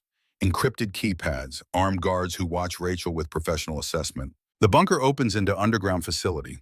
Clean, modern, military-grade equipment. Command center with multiple screens. Barracks area, training spaces, everything needed for covert operation. 11 women stand waiting, ages ranging from late 20s to early 40s. All fit, all alert, all watching Rachel with expressions ranging from curiosity to hostility. Kate makes introductions. Names and call signs: Valkyrie, Shadow, Phantom, Ghost, widow names for dead women doing living work. One woman stands apart from others. Older, late 30s, burn scars covering half her face, more extensive than Rachel's, more extensive than Kate's. Eyes that have seen things that cannot be unseen. This is Valkyrie, Kate says. She's second in command. She'll be evaluating you. Valkyrie studies Rachel for a long moment. 4 years you took to join us. One. Rachel knows this is test, knows her answer matters. Because I needed to be sure you were worth dying for. And now? Now I know you're worth living for. Valkyrie doesn't smile, just nods. We'll see. First mission is tonight. If you succeed, you're widow. If you fail, you're liability. Liabilities don't leave. What's the mission? Valkyrie gestures to large screen. It displays satellite imagery of FOB Atlas. 2 faces highlighted, Marcus Garrett and William Garrett. They have information we can't let surface. Files Jason Garrett accessed before his death. Evidence that connects to people we protect. Your mission is simple. Return to base, access those files, delete them. Then eliminate both targets. Make it look like enemy action, blamed on insurgent attack. Rachel's blood runs cold. You want me to kill them? We want you to prove loyalty. Anyone can say they're committed. Widows act. Valkyrie's voice is ice. You have 12 hours. Succeed and you're one of us. Fail and Marcus and William die anyway. Only difference is whether you die with them. Kate steps forward. Rachel, this is the price. This is what it costs to be justice that can't be stopped. To make difference that matters. Your crew died because they saw truth. Now you have to choose. Die defending truth that changes nothing, or live eliminating people who hide it. Rachel stares at the screen, at Marcus and William's faces. 2 men who did nothing wrong except have unfortunate name. 2 men whose only crime is being close to evidence that powerful people want destroyed. She thinks of Russo, of Chen, of all her crew who died for witnessing truth. Thinks of 4 years hunting their killers. Thinks of promise she made to finish this. And she realizes Kate is right about one thing. This is choice between 2 kinds of death. Die as person she was, or die as person who stops people like Voss. But maybe there's third option. Maybe there's way to be neither. I'll do it, she says, voice steady, eyes on Valkyrie. Give me the mission parameters. I'll complete it. Valkyrie smiles for the first time. Good. Kate will brief you. You leave in 1 hour. And Rachel, don't think about running. Don't think about warning them. We'll know. And if we know, everyone dies. Your choice is simple. 2 deaths or hundreds. Choose wisely. Rachel follows Kate to briefing room, accepts mission folder, studies maps and timelines, memorizes access codes and kill protocols. And inside her mind, she's calculating different mission, different target, different outcome. Because Rachel Donovan didn't survive 4 years by following orders. She survived by being smarter than people who gave them. Widows made mistake recruiting her. They gave her access, gave her information, gave her exactly what she needs to destroy them from inside. Now she just has to survive long enough to do it. The vehicle takes her back to FOB Atlas perimeter. Different drop point. Night approach. She moves through darkness using skills Prophet taught her. Skills that kept her alive through missions widows never knew about. She has 12 hours to complete mission. 12 hours to kill 2 innocent men or die trying. But Rachel Donovan has different plan. And it starts with getting Marcus and William Garrett somewhere safe. Somewhere even widows can't reach. Because if 4 years of being dead taught her anything, it's that sometimes you have to die completely before you can truly live. And tonight, one way or another, Ava Stone dies. Question is whether Captain Rachel Donovan survives to see dawn. Rachel moves through the perimeter of FOB Atlas like smoke through mesh. The darkness is absolute. New moon, cloud cover, perfect conditions for infiltration, perfect conditions for things the official record will never acknowledge. She has 8 hours before Widow Protocol expects confirmation. 8 hours to save 2 innocent men. 8 hours to turn predator into prey. The base is on modified alert after Jason Garrett's death. Extra patrols, enhanced security. But Rachel knows this place better than anyone. 18 months of invisible observation. Every guard rotation memorized. Every blind spot cataloged. Every weakness documented. She reaches the intelligence building through maintenance tunnels. Old Soviet construction from when this facility had different owners. The tunnels were never properly mapped, never fully sealed. Perfect for someone who needs to move unseen. Webb is waiting in the secure room, alone, face tight with tension. He doesn't ask where she's been, doesn't need to. The answer is written in her expression. They made contact? More than contact, full recruitment. They took me to their facility, underground bunker 90 minutes from here, 12 operators, full military infrastructure. Rachel sets mission folder on table. They gave me 12 hours to kill Marcus and William Garrett. Delete files Jason accessed. Make it look like insurgent attack. Webb opens the folder, reads. His face goes pale. This is detailed. Access codes, patrol schedules, kill protocols. He looks up. They're serious. They're professionals. They don't make empty threats. Rachel pulls up chair, sits. Her body remembers every detail of the drive, every turn, every landmark. She could find that bunker again if she needed to. When she needs to. Where's Prophet?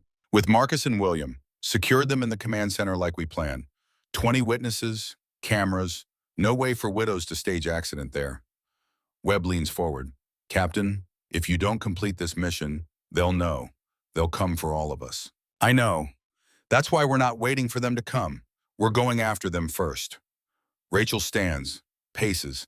Her mind is running calculations, probabilities, tactical scenarios. How fast can we mobilize a strike team? Official strike team requires authorization, chain of command, briefings at least 6 hours. We don't have 6 hours, and I don't trust chain of command. Voss has reach everywhere. The moment we file official request, she'll know. She'll warn the widows. They'll scatter. Rachel stops pacing, faces Webb. We need small team. People we trust absolutely. People who can move now. Webb is quiet for a moment, then nods. I can get 4 operators. My old CID team. They're stationed at Bagram. I can have them here in 90 minutes by helicopter. Do it. Tell them it's classified rescue operation.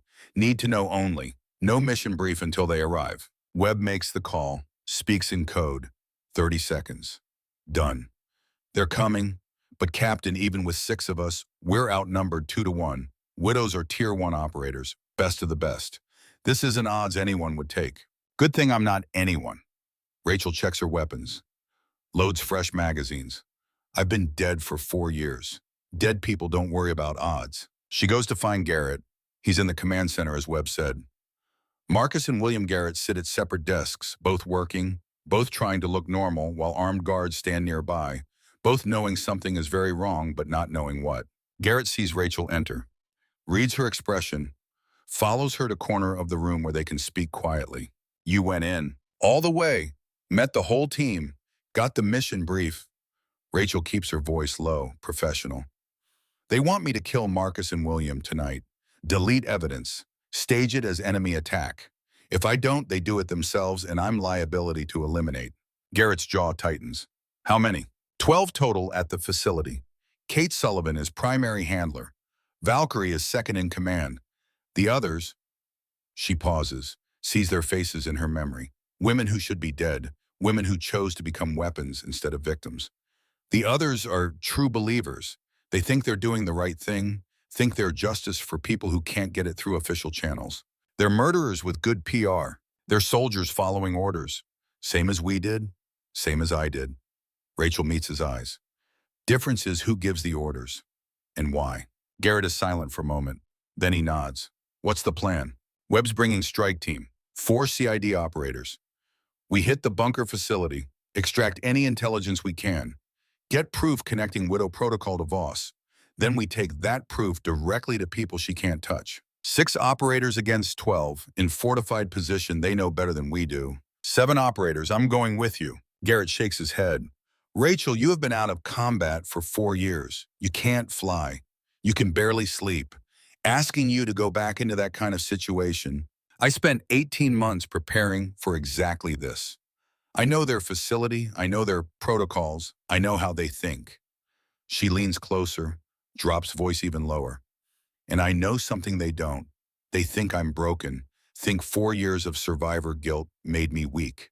They're wrong. 4 years made me patient, made me calculating, made me exactly what you taught me to be. He studies her face, looking for doubt, for fear, for any sign she's not ready. She lets him look, lets him see what 4 years of hunting has forged. Finally, he nods. Okay, you're in. But Rachel, if this goes sideways, if we can't get evidence, if extraction fails, he doesn't finish, doesn't need to. Then we die doing what matters. Same as my crew should have, same as all of us signed up for. She glances at Marcus and William. But those 2 don't die tonight. That's non-negotiable. Agreed. Webb's team arrives at 0200. 4 men, all former CID, all with combat experience, all with faces that say they've seen things they wish they hadn't. Webb briefs them quickly, shows them satellite imagery of the bunker facility, explains the mission parameters. One of them, a sergeant named Torres, asks the obvious question. Sir, this is hitting U.S. military personnel. Even if they're dirty, that's complicated. We need authorization. Authorization comes after we have proof, Webb says. Right now we have testimony and circumstantial evidence. Not enough for warrant, not enough for official action. We get in, we get proof, we get out, then we let lawyers sort it. Torres doesn't look happy. None of them do.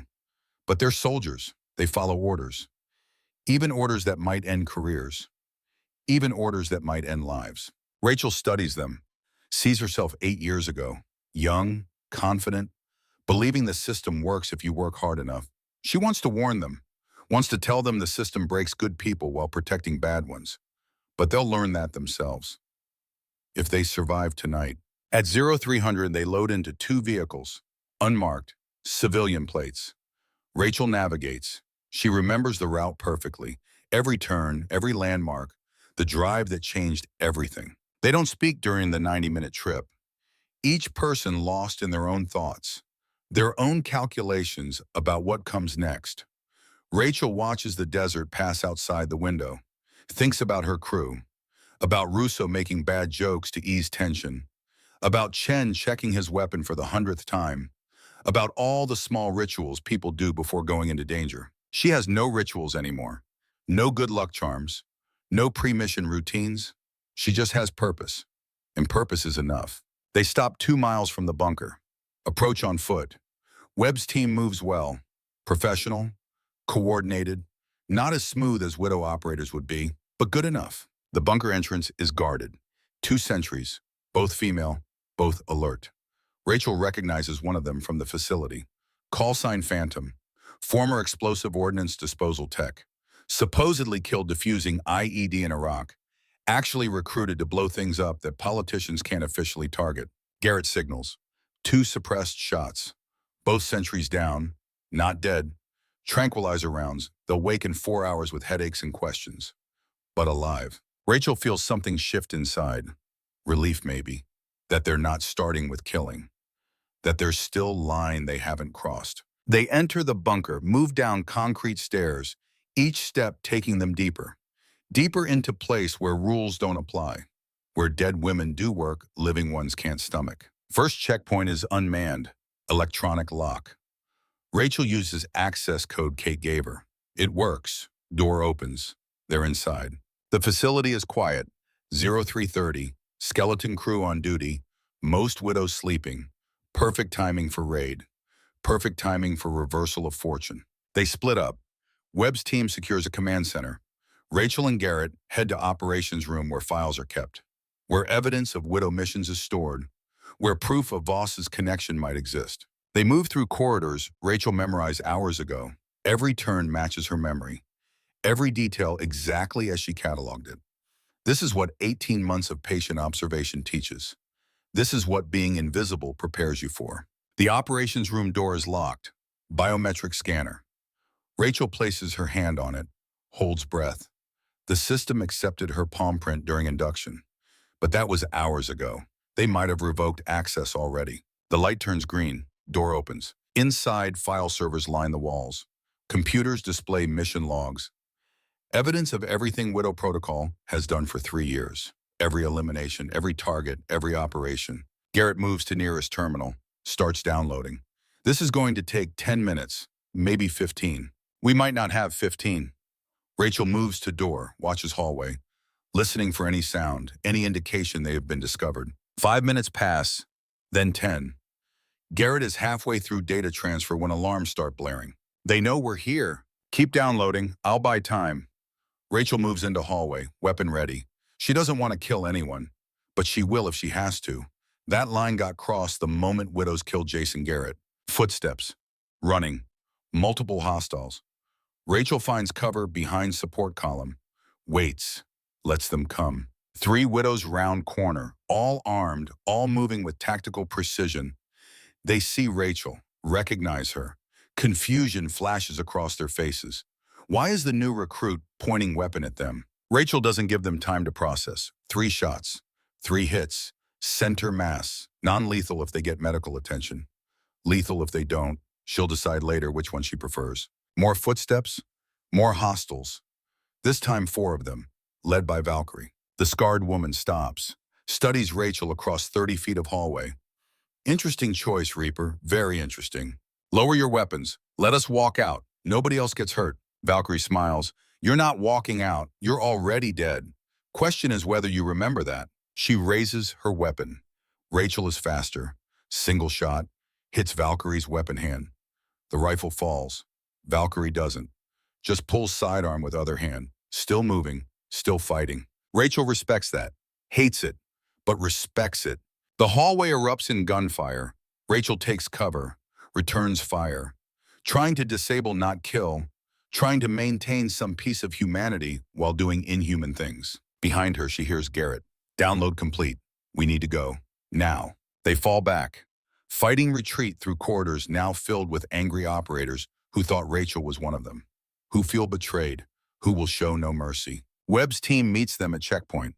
They've secured the exit route, taking casualties.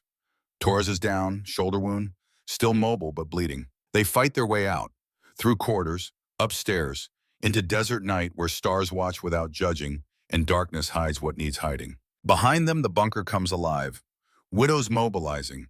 They'll pursue. They'll hunt. They won't stop until Rachel and everyone with her is dead or they are. The vehicles are where they left them. They pile in. Garrett drives. Rachel in passenger seat. Webb in back with his team. Torres bleeding but refusing medical attention until they're clear. They're 2 miles away when Rachel hears it. The sound that changed her life 4 years ago. The sound she hasn't heard in waking hours since the crash. The sound that lives in her nightmares. Helicopter rotors. She looks up. Sees running lights. Black Hawk inbound. Not friendly. Widow air support. They're coming, she says quietly. Garrett sees it too. We can't outrun helicopter and ground vehicle. I know. The Black Hawk drops low. Door gun opens fire. Rounds impact around them. Garrett swerves, trying to evade. But you can't evade from above. You can only delay the inevitable. The vehicle takes hit. Engine smoking. They're going to die here. In the desert, miles from anywhere. Killed by same kind of helicopter Rachel used to fly. Killed by women who should be dead, helping other women who should be alive. Rachel sees FOB Atlas lights in distance, 5 miles, might as well be 500. Unless, stop the vehicle. Garrett looks at her. What? Stop. Now. He does. They're sitting targets. The Black Hawk circles. preparing for final run. Rachel gets out, stands in the open, staring up at the helicopter. She recognizes the pilot's technique, aggressive, confident, exactly how she used to fly. Rachel, get back in the vehicle. Garrett's voice, urgent, desperate. She ignores him, pulls out her phone, sends text to Kate Sullivan. Simple message. Call off your pilot unless you want everyone to know Widow Protocol exists, unless you want media coverage, investigations, exposure. 30 seconds. No response. The Black Hawk completes its circle, lines up for attack run. Then her phone buzzes. Kate's reply. You're bluffing, Rachel types back. Webb already transmitted evidence to 3 journalists, 3 members of Congress, 3 military oversight officials. It releases automatically if we don't check in. You kill us, you expose yourselves. Your choice.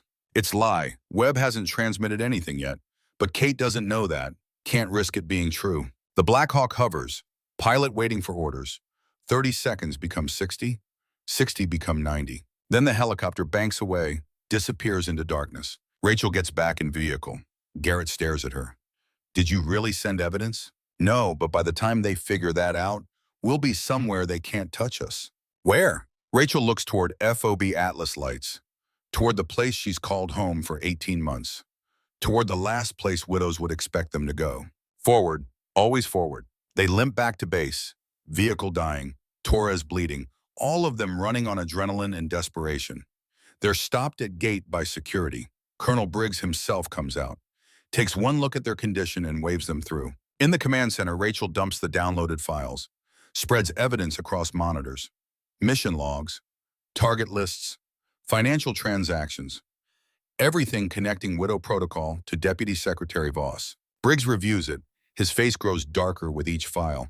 This goes all the way to top of DOD. If this gets out, the scandal will be worse than anything since Abu Ghraib. Good, Rachel says. Let it get out. Let people know what's being done in their name. It's not that simple. Chain of command, proper channels. We can't just release classified information. Classified information that documents murder, that protects corruption, that uses dead soldiers to kill living threats. Rachel's voice is hard, cold. 4 years of rage finally finding target. Sir, with respect, proper channels got my crew killed. Proper channels created Widow Protocol. Proper channels are what Voss counts on to protect her. We bypass them or we die in them. Briggs is quiet, then he nods. What do you need? Transport, fast helicopter. Best pilot on this base. I need to be in Kabul in 2 hours, at JSOC headquarters, where I can hand this evidence to people Voss can't touch. I'll arrange it, but Captain, flying into Kabul with this kind of evidence, Voss has resources everywhere. She'll know you're coming. She'll have people waiting. Then I'll have to be faster than they are. Garrett steps forward. I'm going with her. No. Rachel faces him. You stay here. Protect Marcus and William. Make sure they survive to testify. Make sure if I don't make it, someone finishes this. Rachel, you can't fly that mission alone. You need co-pilot. You need backup. I need you alive. I need someone who can tell the story if I can't. She puts hand on his shoulder. Prophet, you taught me everything I know.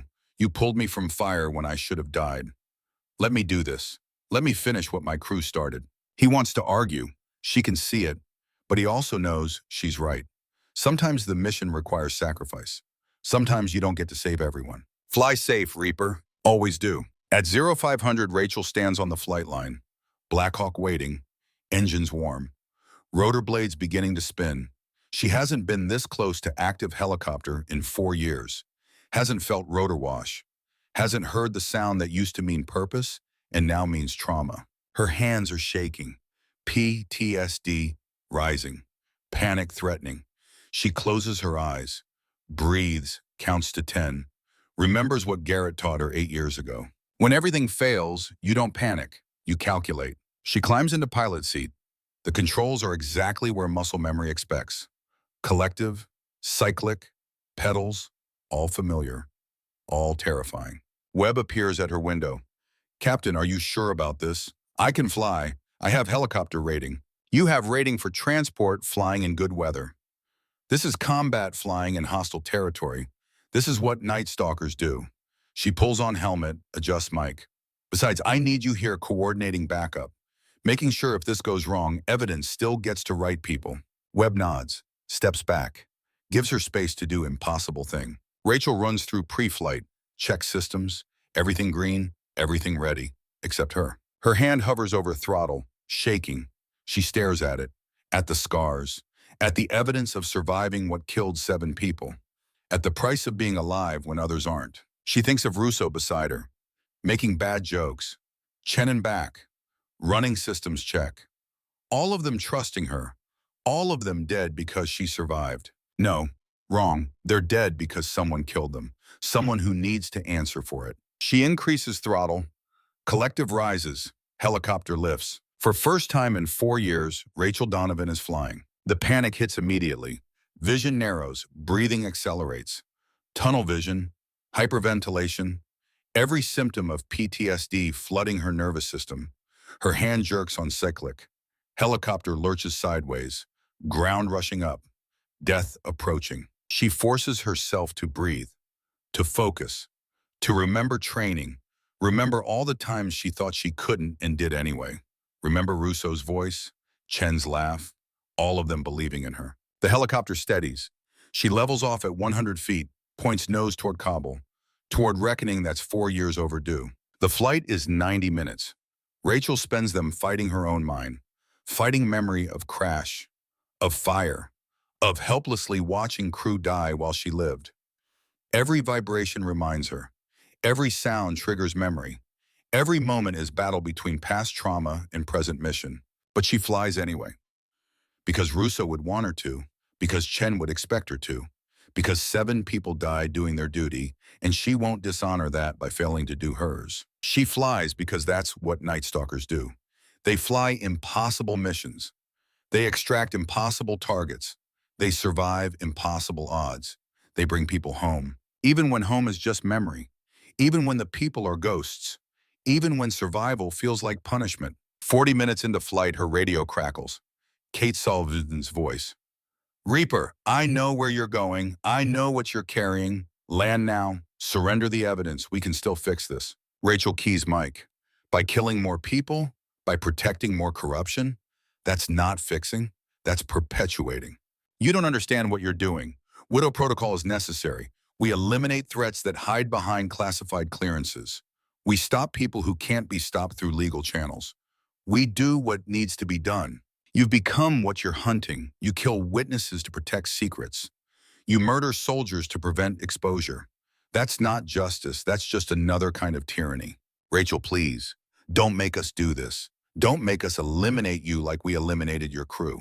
The words are meant to hurt, to break her, to make her crash again, to replay trauma, to trigger PTSD, to force her down. Instead, they strengthen her. Instead, they remind her why she's here, why she survived, why she has to finish this. You already tried. 4 years ago, I always survived. That's what makes me dangerous. She switches off radio. No more talking, just flying, just mission. Kabul appears on horizon. JSOC headquarters visible. Fortified compound. Multiple security layers. Place designed to keep secrets in and threats out. She's both. Rachel requests landing clearance. Gets it. They're expecting her. Briggs called ahead. Prepared the way.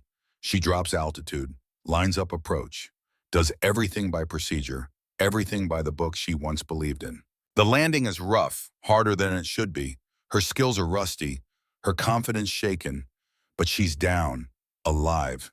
Mission nearly complete. She shuts down engines, removes helmet. Her hands are shaking. Her breathing is ragged. She just flew combat helicopter for first time in 4 years. Just conquered PTSD. Just proved she's still capable. Just proved 7 people didn't die for nothing. She steps out onto tarmac where armed guards wait, where brass with stars on shoulders stand ready to hear what she has to say. A general approaches. 3 stars, hard face, eyes that have seen every kind of betrayal. Captain Donovan, we were told you died 4 years ago. I did, sir. This is what came back. She hands him hard to drive.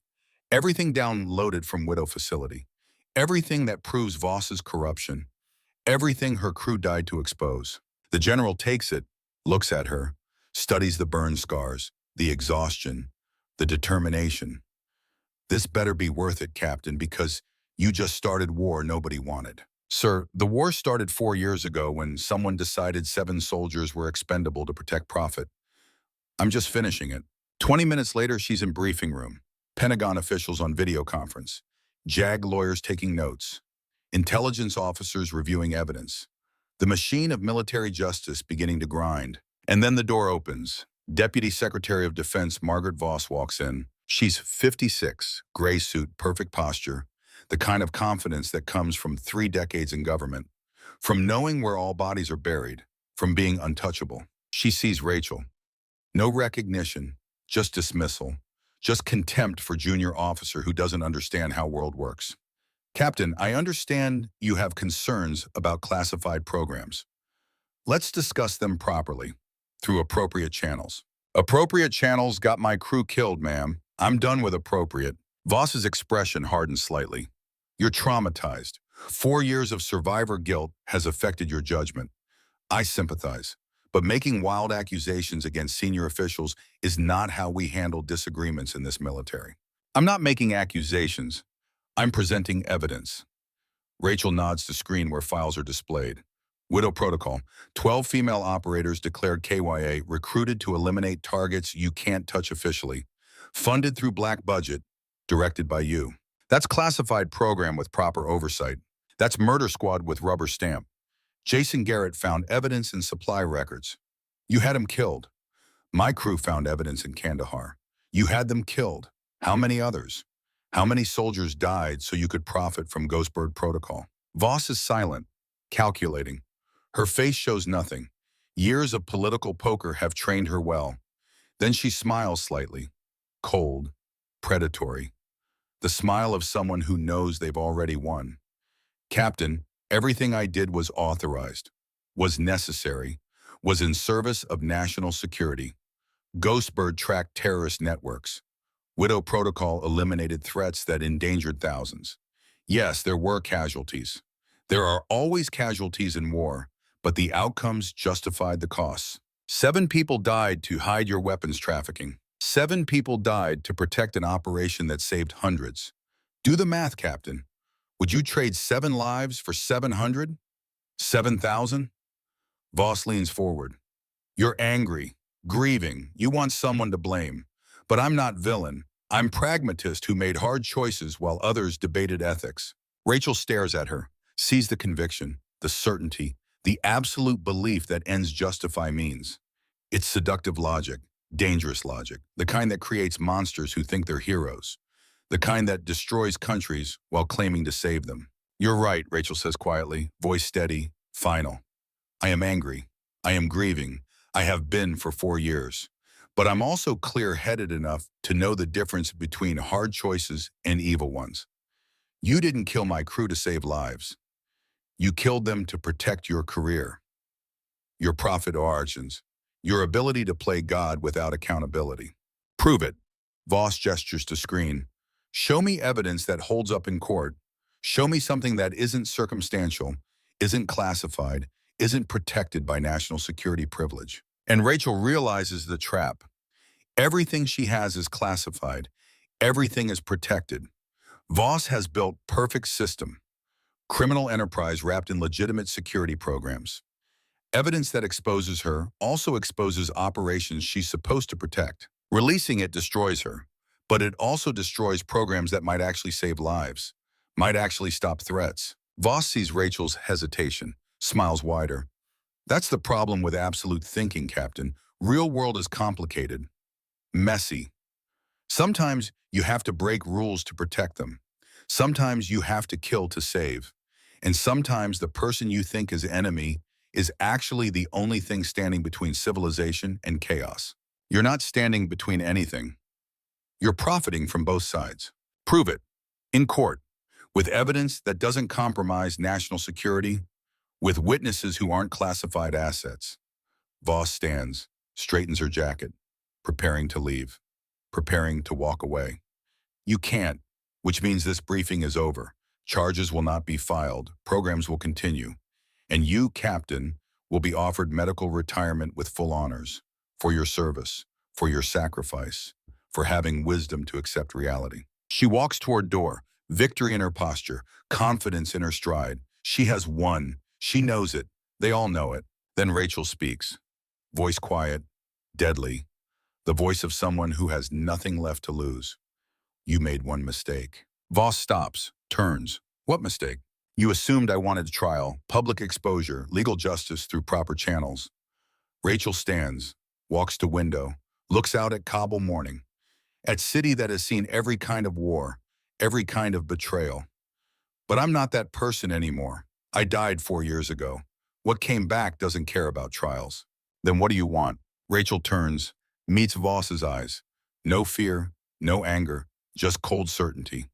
I want you looking over your shoulder for rest of your life, wondering which contractor is really widow, which pilot is really ghost, which trusted aide is really woman you tried to kill.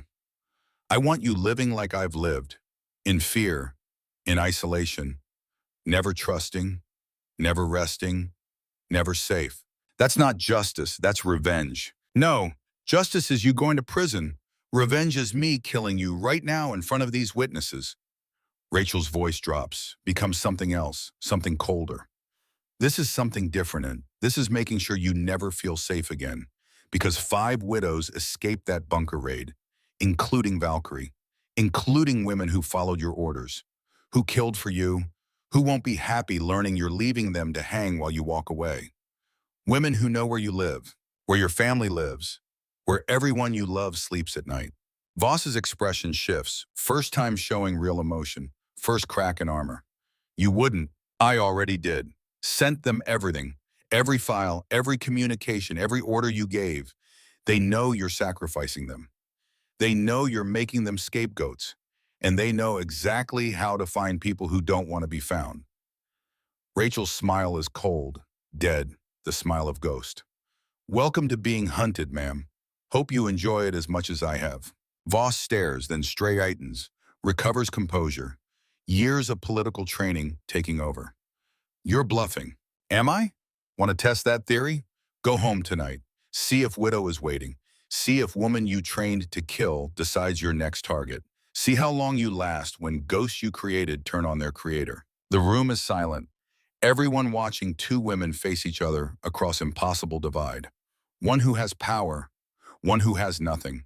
One who thinks she's won, one who knows winning and surviving aren't same thing. Finally, Voss speaks, voice steady but eyes showing something else, something that might be fear. Even if you did that, it doesn't change anything. Programs continue, operations proceed. You've accomplished nothing except making yourself enemy of the state. I've accomplished what I came for, making you afraid, making you understand what you did to my crew, making sure you never forget that 7 people died because you decided profit mattered more than honor, that power mattered more than duty, that your career mattered more than their lives. Rachel moves toward door, stops beside Voss, speaks quietly, just for her. Enjoy your victory, ma'am. I hope it keeps you warm at night when you're wondering if that footstep in the hallway is Valkyrie coming to collect payment, when you're checking shadows for ghosts you created, when you realize that being untouchable only works until someone decides they're already dead. She leaves, walks out of briefing room, out of headquarters, back to helicopter where Garrett waits. He reads her expression. How bad? She's protected. Classified programs. National security privilege. Evidence is buried under so many layers, we'll never get trial, never get conviction, never get official justice. So we lost. No, we changed the game. Made her vulnerable. Turned her own weapons against her.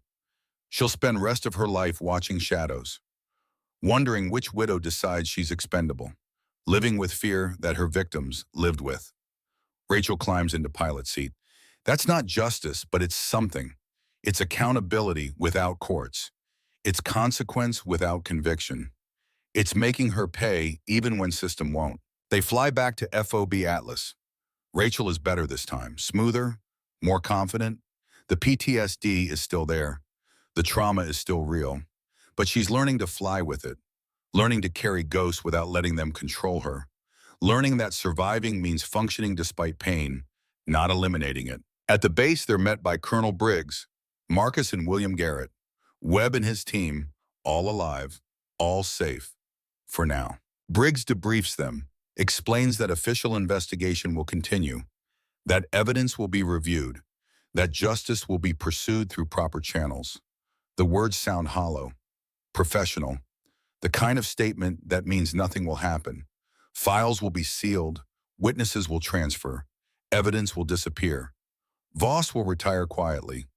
Widow Protocol will get renamed and continue under different authority. The system protecting itself, the way it always does. But some things did change. Jason Garrett's death is reclassified as murder under investigation. Marcus and William are protected witnesses in ongoing inquiry. And somewhere, 5 widow operators are reading files that prove their handler betrayed them. 5 women with nothing to lose and skills to kill are learning they were disposable all along. That's not the ending Rachel wanted, but it's the ending she gets. It's the ending available in a world where power protects itself and justice requires more than truth. 3 weeks later, again, Rachel stands at Arlington National Cemetery, Section 60, where recent casualties rest, where wars that won't end for decades are represented by rows of white stone. 7 headstones arranged together. Her crew, finally getting recognition they deserved, finally acknowledged as casualties of war instead of training accidents. Garrett stands beside her, silent, respectful, giving her space. What will you do now? Flight school wants me as instructor, teaching next generation not to make mistakes I made. How to survive what kills most people, how to bring people home. That's good. That's important work. Passing on knowledge, training the next generation of Night Stalkers. It is. Rachel looks at horizon, at Washington, D.C. skyline, at buildings where people make decisions that cost lives they'll never see. But there's something else I need to do first. What? 5 widows are still out there. Women who know how to kill, who have nothing to lose, who are probably very angry right now about being betrayed. Someone needs to find them. Someone who knows how they think, how they operate, how they hide. Garrett turns to her, studies her face. That's not official mission. That's not sanctioned. That's not something anyone will support or acknowledge. Best missions never are. Rachel touches Russo's headstone. Chen's, all 7, each one a promise, each one a debt. I owe them this. They died for truth. I survived to finish it. That doesn't end just because Voss walks free. That doesn't end just because system failed. That continues until every widow is found, until every woman who killed in Voss's name faces consequences, until justice happens, even if courts won't deliver it. You'll be alone, no support, no backup, no chain of command protecting you, no official recognition if you succeed, no official defense if you're caught. I've been alone for 4 years. I'm good at it, and I'm better now, stronger, more capable, because I flew again, because I faced my fear, because I proved I'm still Night Stalker even with scars. She looks at him. Prophet, you taught me that surviving isn't about eliminating weakness. It's about functioning despite it, about calculating when others panic, about patience when others rush. I'm ready. Garrett is quiet. Then he pulls something from his pocket. Black and gold patch. Eagle Talon Division insignia. The unit that never officially existed. The one Rachel would have joined if her life hadn't burned. The one that represents everything she was supposed to become. You earned this 4 years ago. Before the crash. Before everything. Take it. Remember what you're fighting for. Remember who you're fighting with. Remember that you're not just survivor. You're operator. You're Night Stalker. You're Reaper. Rachel takes the patch. Feels the weight of it. The history. The promise it represents. The identity she lost and is reclaiming. Thank you, Prophet. Stay alive, Reaper. That's an order. Come back when you're done. Come teach those students. Come help build next generation. Come home. She nods. But they both know home is a complicated concept. Home is where ghosts rest, where debts are paid, where promises are kept. And Rachel's ghosts don't rest yet.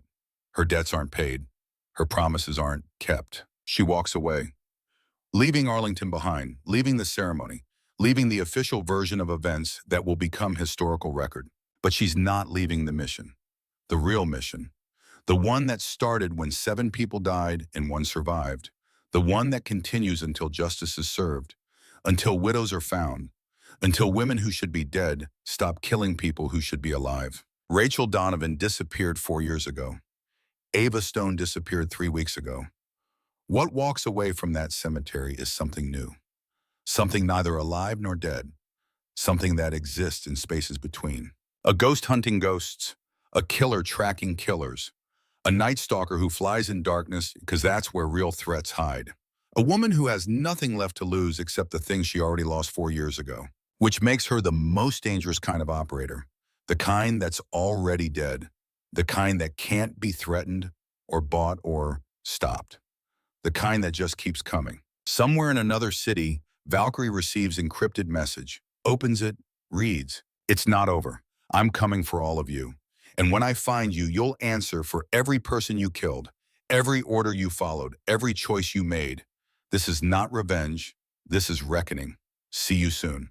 Reaper." Valkyrie deletes the message, looks out the window at empty street below, at shadows that might hide threats, at world that suddenly seems less certain, less safe. She smiles, not worried, anticipating. So the ghost wants to hunt. Good. Let her try. We'll see who's really dead when this ends. And somewhere between those two women, in the dark spaces where neither law nor justice reach, the real war begins. The kind of war that never makes headlines, never appears in official reports, never ends with medals or memorials.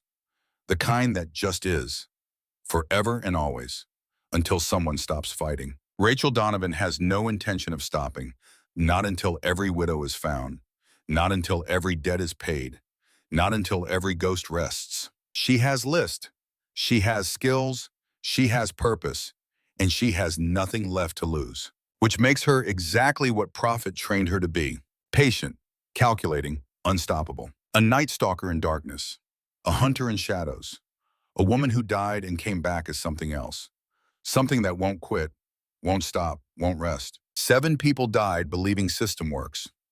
Rachel survived, learning it doesn't. Now she's going to fix it. One widow at a time, one mission at a time, one ghost at a time. Until the dead rest, until the living are safe, until justice means something again. That's her mission now. Not official, not sanctioned, not acknowledged, but real, more real than anything else. And it starts tonight.